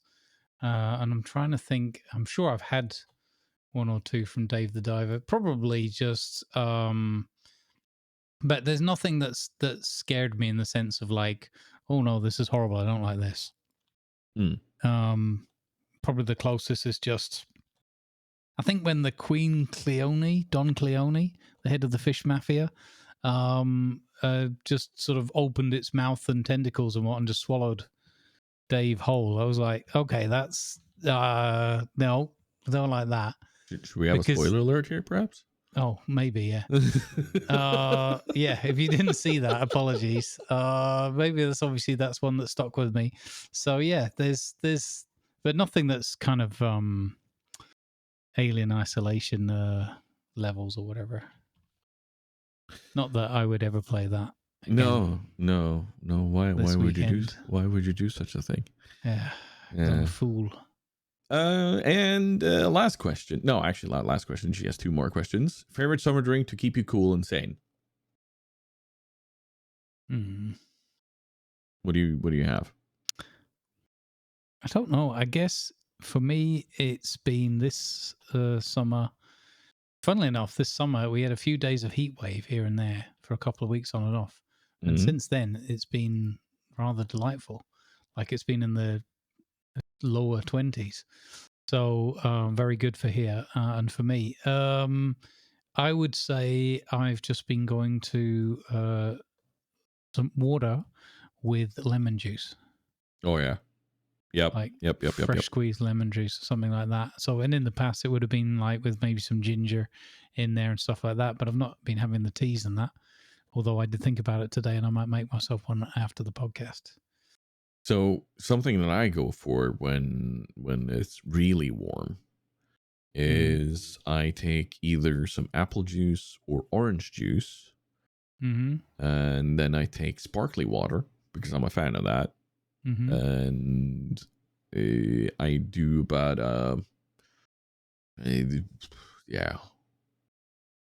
For the apple juice, I do maybe 2/3 water, 1/3 apple juice, just to give something more than just water. But like, it's still the main part is the cold water, and roughly about 50-50 for the orange juice or something like that. You know, that is wonderful. But the lemon water that you're mentioning, perfect, absolutely perfect.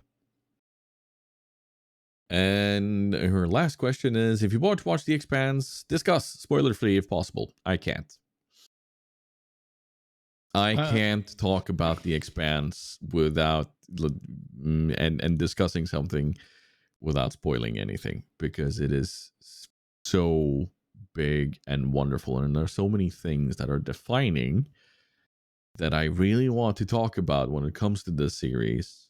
But I want to say it has possibly knocked Firefly off as my favorite sci-fi series, because whereas Firefly is a wonderful series, it's about the characters, not necessarily about the sci-fi, but Expanse has both for me.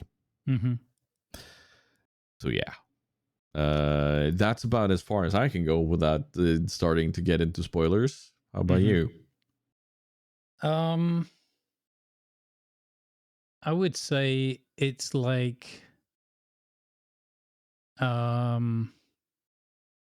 mean, without spoilers, what are its strengths? Tremendous story arcs, really well written and portrayed characters, including how they each develop individually and as a group, and how they interact with one another.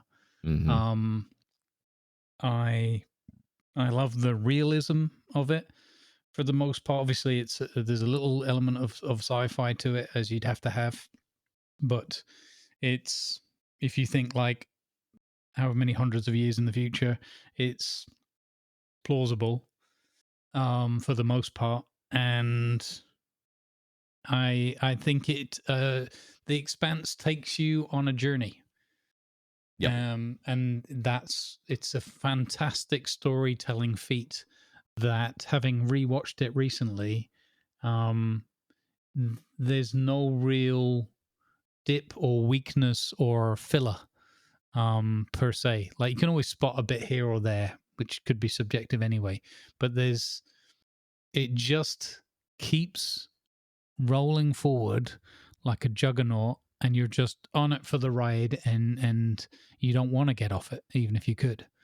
That's how I would describe it. It's all the characters are plausible, and what they go through, and I think that you could imagine those people and imagine yourself in those circumstances.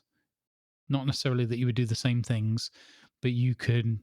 There's nothing that's that over dramatized that you think you wouldn't do that, or you don't have any. I didn't find myself having any of those moments. There are characters that you're going to be introduced to and go like, oh, I don't like this person, mm-hmm. and then later on it's like, oh my god, yeah, I love this person. Yeah. And it's done so well. It's done so well. Yeah. How far have you gone through it now? Because you didn't watch until that recently, did you?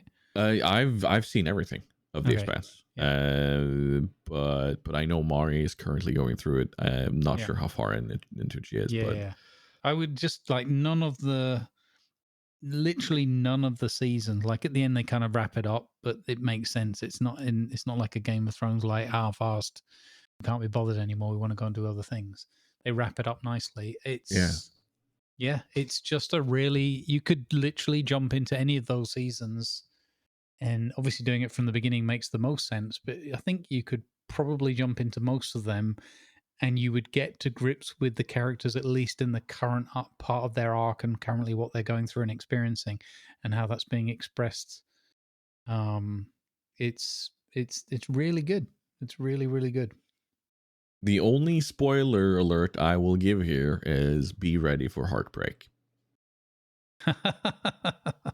There will be heartbreak. Yeah. That's how simple it is. Yeah.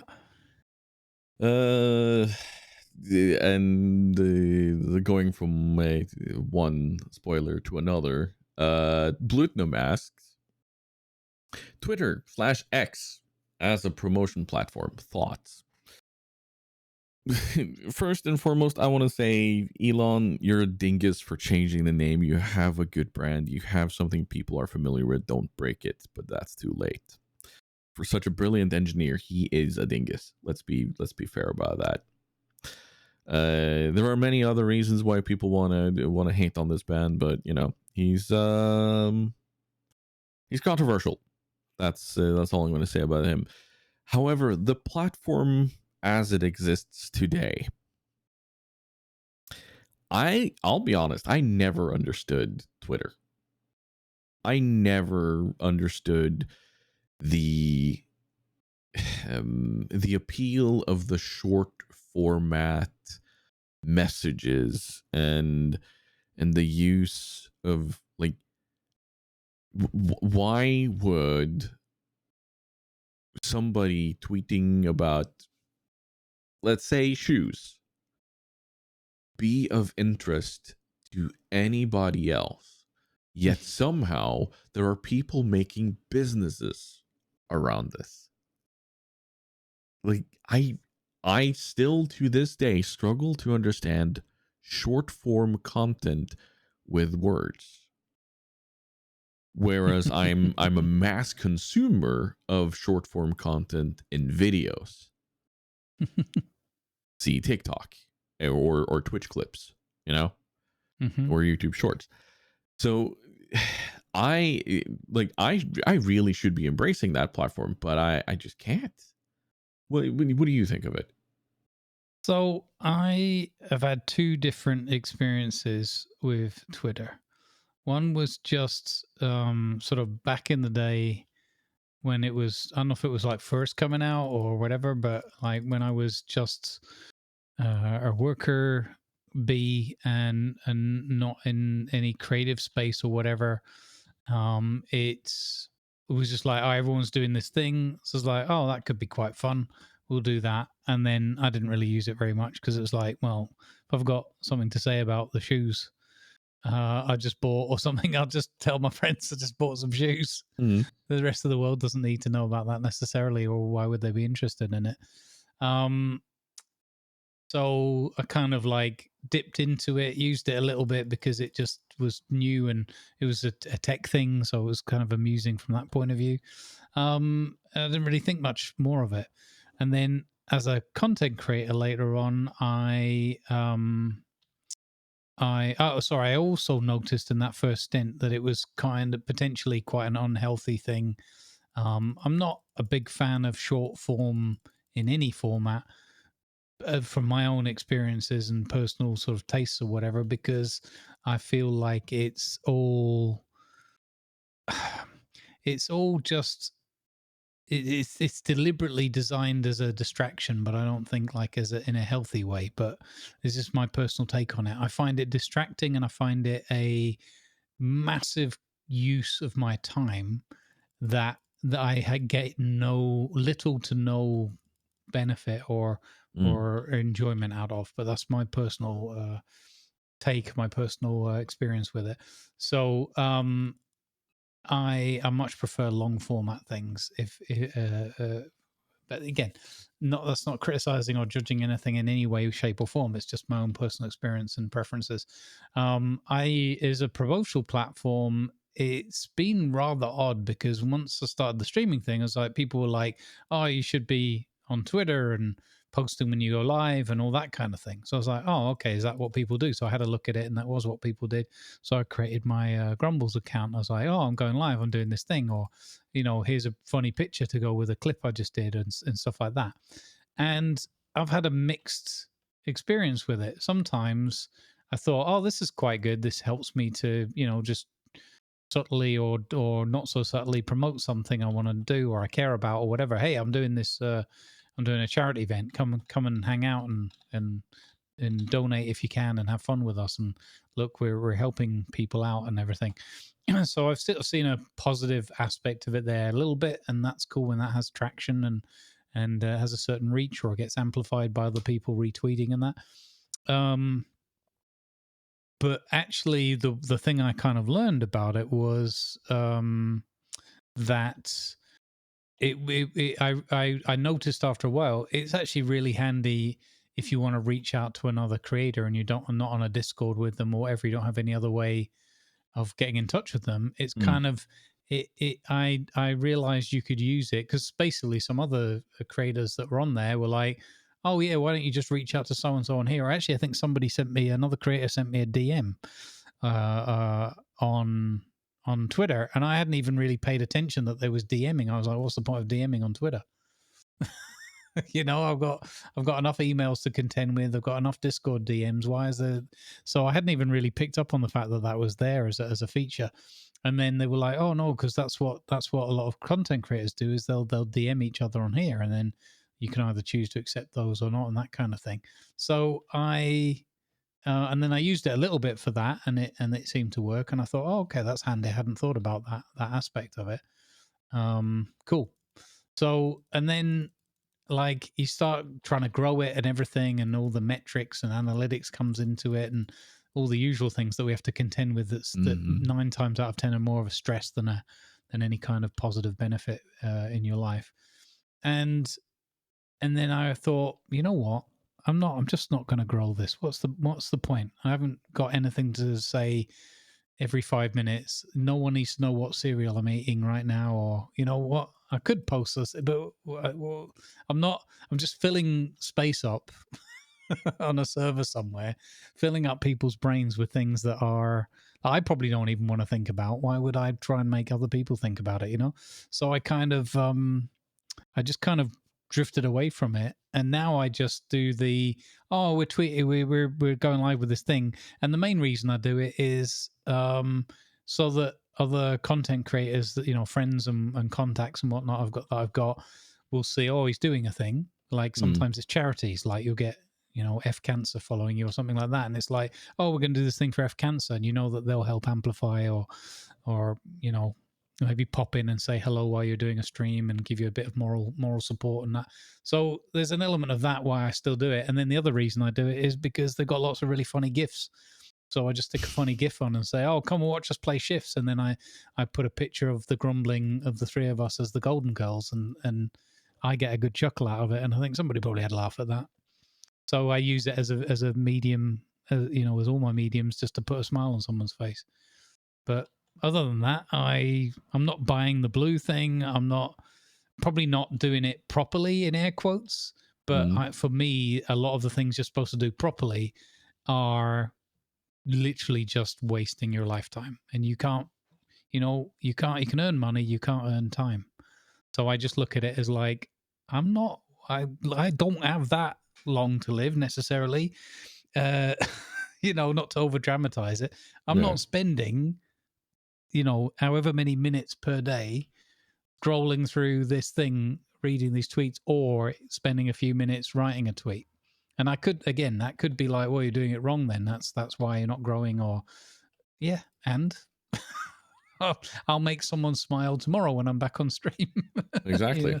Exactly. So that's kind of how I look at it, and all the short form stuff generally, I'm like, bless them. And there's a few where I think, okay, that's really cool. Like I'll see, you know, a friend of mine post something, and I'll be like, oh, that's cool, that's awesome, I'm glad I got to see that. But that's one in, you know, 10,000 tweets or something that I might have seen in that hour, or a tweet or a video or whatever. So I just, you know, I'm happy to miss out on it, if that makes sense. Yeah. No, I'm right there with you. Like it's a weird platform for me. I think, and to go back to the original question of a promotion, I think that it's a little bit now, it feels a bit like, and the Twitter, even before the Musk era, was still the same thing of like having the check mark and that. It was so weird and exclusive the way they did that, where you just basically couldn't get it if you were starting out. It seemed that I'm like, well, why am I going to pay for this? You know, pay for this, or jump through some sort of hoops, or stress myself out trying to get a check mark or something like this. I've done that once already on Twitch, where I think it makes sense and it gives that degree of recognition and everything. We've talked about that before. But you know, for these other things, honestly, I just look at it as like, who cares? And I suppose that means that I might miss out on some sponsorship at some point or whatever. There's probably some element to it that I'm being naive or you know, stubborn about. But I think that if you have to start paying for things to put a check to get people to look at, you know, then that's almost at the level of like paying for followers. It's not, but you might as well pay for Google ads then. Yeah, it feels like that. Yeah, exactly. And I'm like, you know what it is, Tiger, I suppose in a nutshell, I feel like I start spending my lifetime, minutes and seconds of my life, working for someone else to make, you know, the idea is I'm promoting me, but I feel like I'm almost promoting their product rather than my own. Yeah, like it's not far from it. I completely agree there. So that's why I don't do it. I still do it because there's a few people, and as I said, it lets that group of people on there know that I still care, and I'm still letting them know, and I see people like the tweets and forward them on, and it gives me a chance to, you know, big up somebody else doing something awesome, creative, or helpful for communities, or say something kind or whatever. But I don't. I look at it for 5 minutes and then I close it again. Yeah. Also, sorry, anybody that's messaged me or something on there and I haven't responded. That'll be why. Yeah, no, most of the DMs I get there are from so-called graphics artists. Oh yeah, the classics. Those they don't DM me. They follow me, looking for the old follow back, and then, you know, because the next day or the day after. Maximum like 2 days later, they've unfollowed again. Yep. Yep. Yep. Yep. Right. Moving swiftly along. Mm. Jarek has a very good question. What experience with having to re-find an anchor have you had? And he goes on to explain what he means by this. Before my injury, my anchor for when I needed to escape and reset was to jump in the car and head off to a random mountain, then climb it and just bask at the top.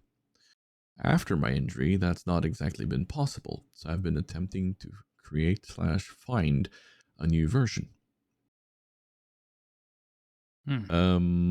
Which is an excellent question, and I think the like everybody will go through something like this at some point in their life where they realize, okay, I need not necessarily an escape from reality, but I need something that allows me to recenter myself. And this can come in many shapes and forms for a lot of different people. And one of the better examples I can think of is for a lot of content creators, like either if you do it full time or you've done it very seriously for a while without necessarily being full time with it, you'll notice that your attitude towards games changes.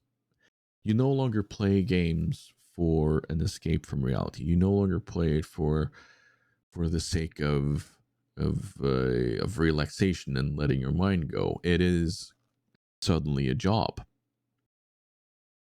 And for me, the thing that, like, when I was full time, my shift in what was my break from stuff went from games to baking, like learning more about the creation of food, how to make better recipes, how to make sauces from scratch. Like all of these things are things I've got a basic knowledge of from home ec in school, but suddenly the thought of doing more of this, where I was allowed to be in my little bubble and just focus on this, then producing something in the shape of food allowed me to afterwards sit down and go,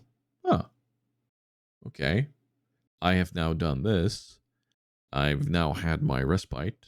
I can now go back to working and doing something else and being productive in a different way. And I also used to be very active out and about in nature, like just going for a bike ride or for a walk or whatever used to be something that I fully enjoyed.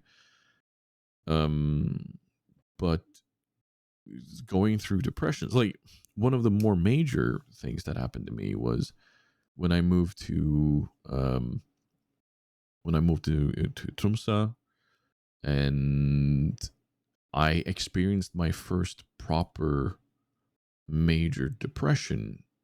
Was I no longer felt comfortable in public. So walking out and being in nature and somebody seeing me be out of breath and whatnot, like that no longer felt like something I could do comfortably. So I needed to shift that.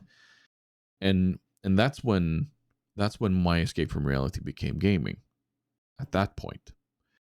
So the the hard point is finding what allows your brain to kind of disconnect completely, first and foremost, because you need to be able to find those points where all the thoughts of economy, bills, whatever it is that is catching and holding your attention at any given moment, you need to find those points where, okay, I'm now able to completely let that go and just let the brain rest for 10, 15, 20 minutes, whatever it may be. So Mm-hmm. I don't think there is a good way of actually finding those points, but first and foremost is to be almost hyper aware of when you disconnect. Um, I'm one of the things like for when mom like when we learned that mom had cancer, um I really started struggling for a long Mm-hmm. time.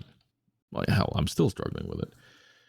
And in that period of time when is my then girlfriend or whatever you want to call her also suddenly just ghosted me and left, like I did not know what to do. I had nothing.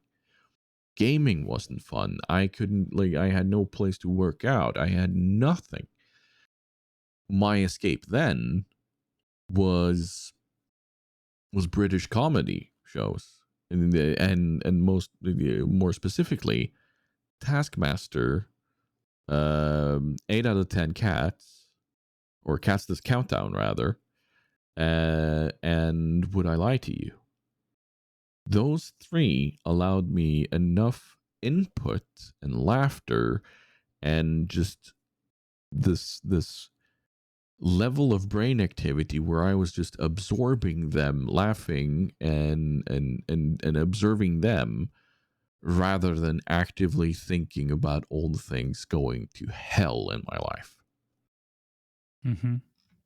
So and I became aware of that because I noticed that instead of gritting my teeth so that my jaw was sore and that my neck was feeling tense or such, that when sitting on the couch I was actually relaxed. The headache was gone. I was like, I could feel that the muscles in my jaw were relaxing, they were letting go. Mm-hmm. That was my moment of, wait, hold on, I'm in a moment of disconnect. I'm actually away from everything right now. And that allowed me to kind of actively seek out, okay, this is what goes on in my brain when I have a disconnect, so I could start noticing those moments more. Mm-hmm. And I think those are going to be important in such a journey. Sorry, I've been waffling on a bit about that. Do you have anything to No, add it's to this? good. I think it's important to let those things out in that way. Um, it's interesting.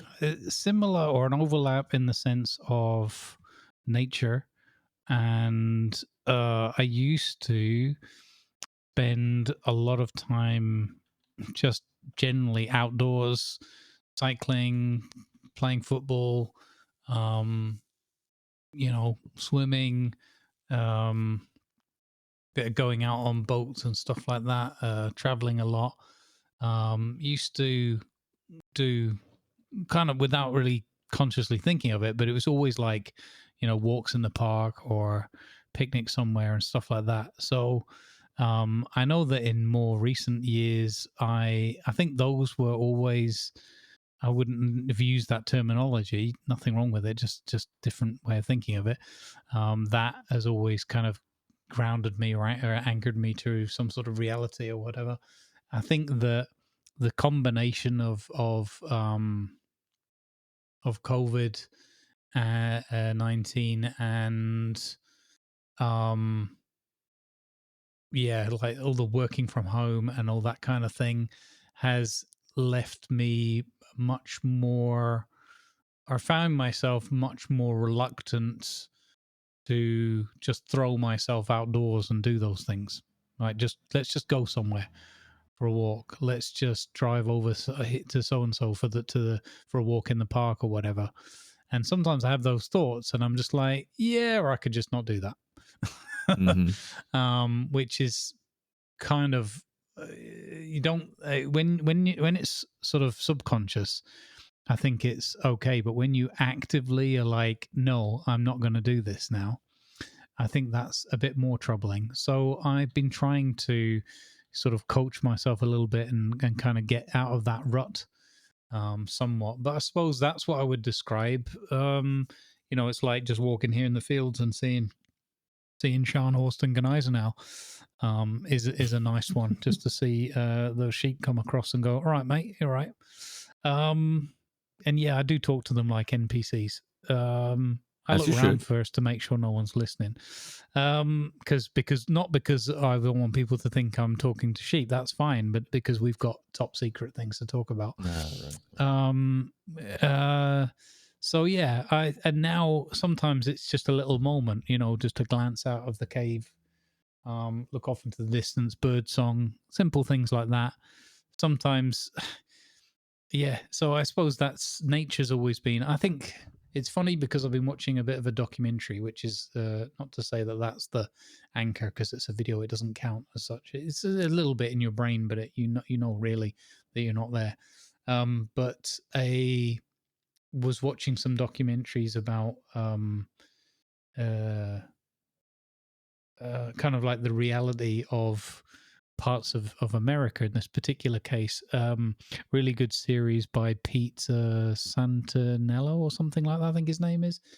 And he just goes and meets people from, neighborhoods or,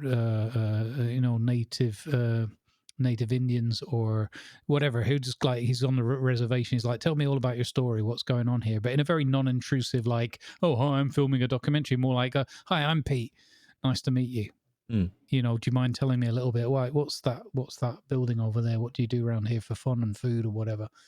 And it's really fascinating, and especially the ones listening to the Indian tribal people and stuff, and hearing about how them like losing their ways, and partly through their own bad decisions and corruption within some of their elders, and others because of what's enforced on them, and the US government and whatever circumstances. And it's just really interesting. Like one point where he went down to like a flowing bit of river or whatever, and he just gets a bag full of dried meat, and he throws it in. He explains it beforehand, and he throws it in and says a few words like a prayer or something.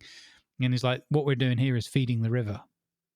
And it's like, we feed the river for two reasons. One, we believe that everything is connected and water connects everybody because we all need that, and it's in everything and it's everywhere all over the world. So, that's important for us. And we believe that the spirits of our ancestors and everything are here and all around us and in the water and everything. So we want to feed them and have them, think well of us and that we're caring and thinking about them. And then there's like a more practical thing is like, there's also snapping turtles and things in the water. So if we give them a meal and they clear off down the river to eat that meat, we're less likely to get our foot snipped off when we go for a swim, So I love the and it was all just straight up like this intermixture of practical reality and spiritualism.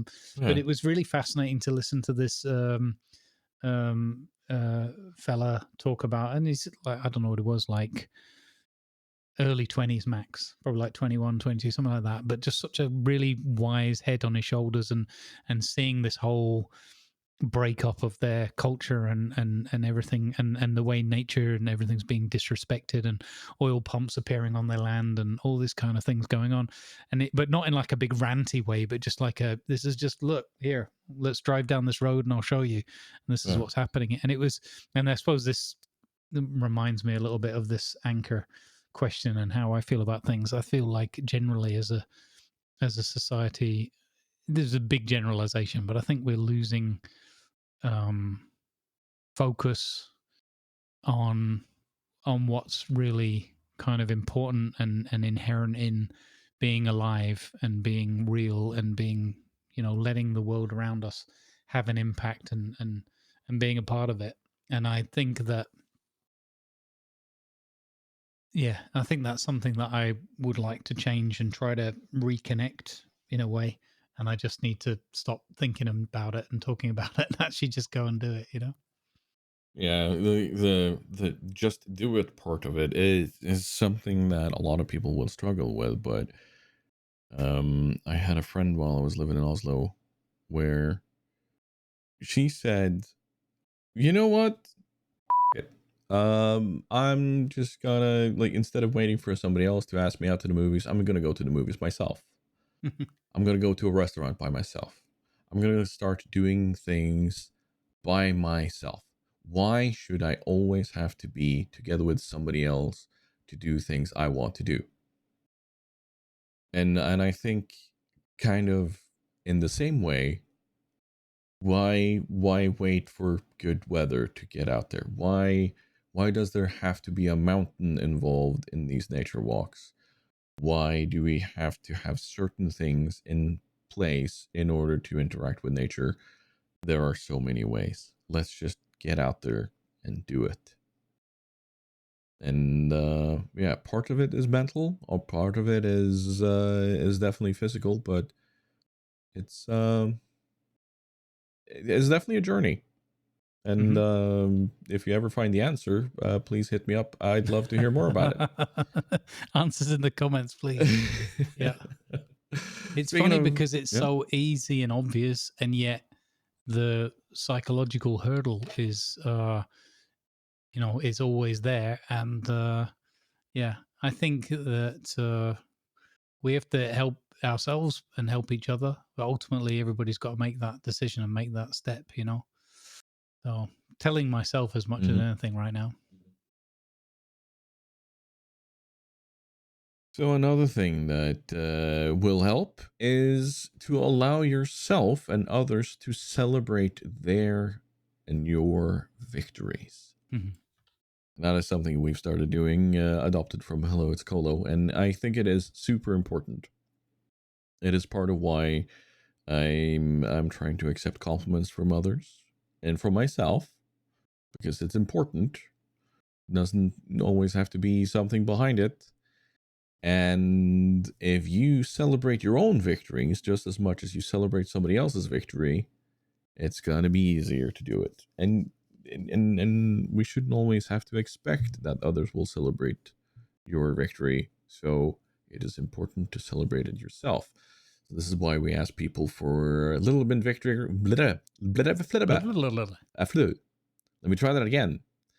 This is why we ask people for little and big victories. And the reason why it's so important to do this is because you are supposed to measure you against you, not against everybody else, but you should still help others celebrate. So Mari has been on a bit of a journey for a while now, where she's been attempting to hit a certain goal of weighing 75 kilos. And I've seen this journey. I've tried to be a part of it in the way of helping her when, like, with how I make food when she's here, what kind of foods I choose to enjoy when she's here, and so on. And she has managed to hit her goal weight of 75 kilos, even dip underneath it for a tiny bit. Nice. And I know that that is a big victory for her. It might be a tiny victory for somebody else, but I know how much she's worked towards it, and I know others that will be working towards something similar. So yes, that is big.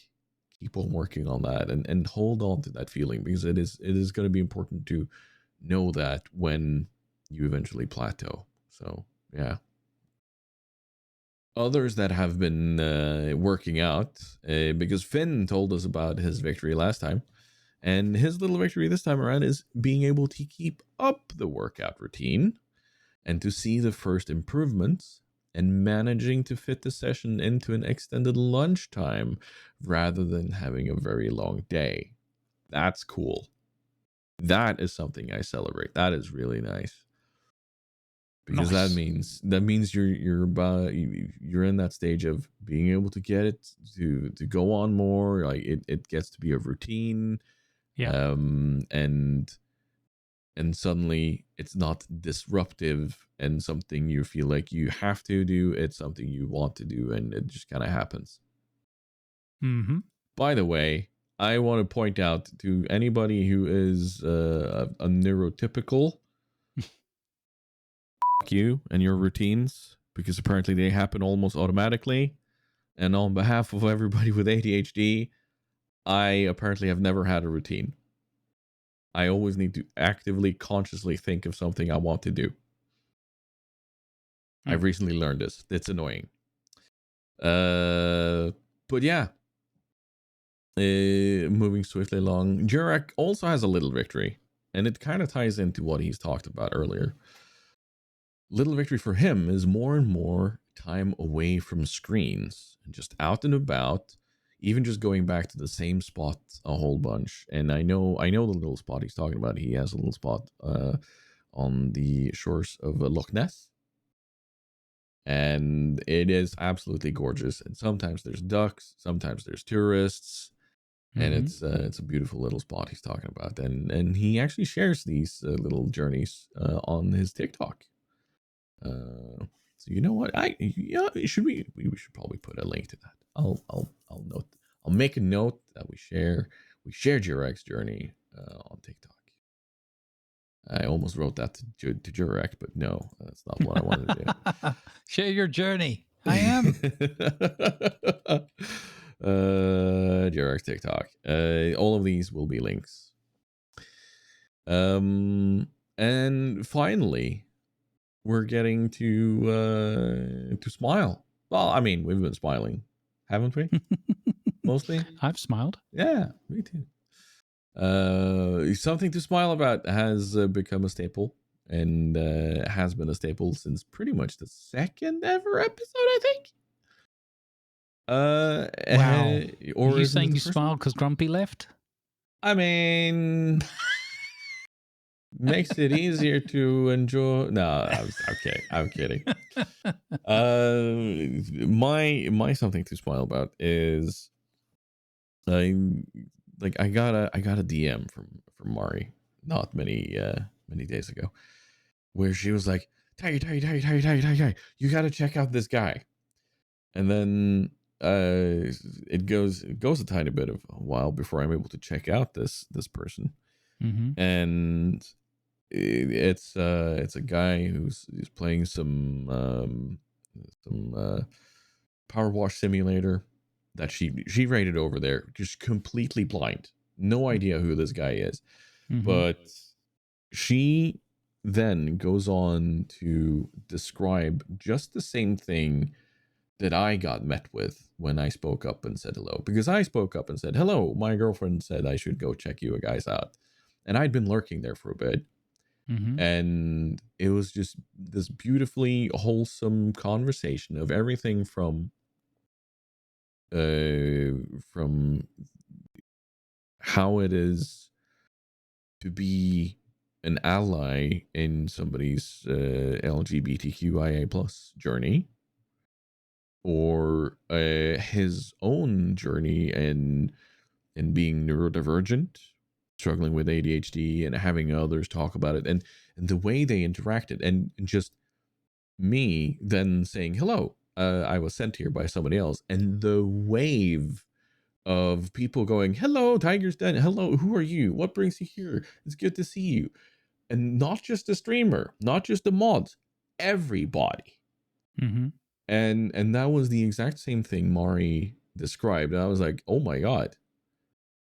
How have I just stumbled into this amount of wholesomeness?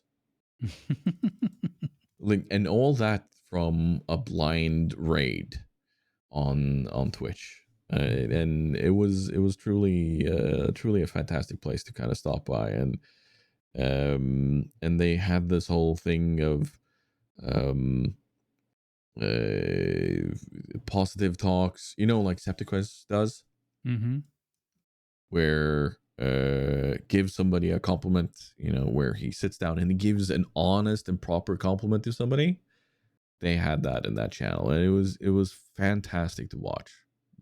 Cool. Super cool. So that made me smile. Just both seeing Mari talk about this, but also being able to experience it firsthand, and really really just kind of seeing, okay, there are actually good places on the internet. Not that I've kind of doubted that. We've all seen TC Freer. Let's be fair. Hooray for the North. The kindest man on Twitch, honestly. Let's be fair. Yeah, so that's my something to smile about, and you've mentioned, we've mentioned him a couple of times. Our lost Swedish kitten, or whatever we want to call him. That sounded weird. What's your something First to time I've smile heard about? him called that, but fair enough. We'll go with it. Well, we'll roll with it. It's out there now. Yeah. Old Grumpy Bones. He's been talking for ages and ages and ages, and I'm not going to let up on that, about wanting to do his vlog thing. I mean this with all the love and respect and appreciation. And he's finally gotten around to making his first vlog episode, all live and unfiltered and everything, which actually suits it perfectly. I think it's fantastic. Good job, Grumpy. Yay. And he's made his first Can Certainly Be Talked About, where he's talking about his experiences and his journey dealing with the very, very sad circumstance of having to deal with chronic cancer and all the treatments and prodding and poking and stabbing and all the things that go with that medically speaking. And just having to kind of, I don't know how you get your head around that. And that's just on his journey to the hospital, and then there's everything. Yeah, exactly. He really should learn to eat with a knife and fork. Yeah, so good on you, Grumpy. Kudos, our utmost respect, love, and appreciation as always. And I look forward to more of those because, you know, it's something that we've learned as well, sharing, the little victories and everything, but also sometimes just bearing up and being honest and expressing where we're at can help people tremendously through difficult times of their own, whether it's something similar. We all have our unique paths that we're following on the big journey of life, but just sharing that can sometimes be a huge relief and release for people, and allow them to do something similar in their own minds. And it was really, really good to see. It brings a bit of more than the odd bit of onion chopping was going on in the corner of the room midway through that video. But yeah, just wonderful to see, and long may it continue in the regards of as long as the condition, but long may it continue in the sense that, you know, should there be remission, a recovery, a respite, we'd love to hear all about real life and what that feels like too. So yeah, better and more efficient treatments. Like it's gonna be one hell of a journey to be part of. So yeah, exactly. So my hat's off to you, and anybody out there that's having to just deal with life. We all have to deal with it in our own ways, and it's nice to know that we're not alone sometimes, and that we can help each other through these difficult moments when they occur. So let's go. Good vibes. Good vibes indeed. And to close off, I want to use or slightly misuse a quote, rather. Never attribute to malice what can be attributed to somebody being in their own thoughts and they're in their own journey. Mm-hmm. Think about that in your journey there, everybody. But without further ado, it's going to be a goodbye from me and a goodbye from Grumbles. Bye.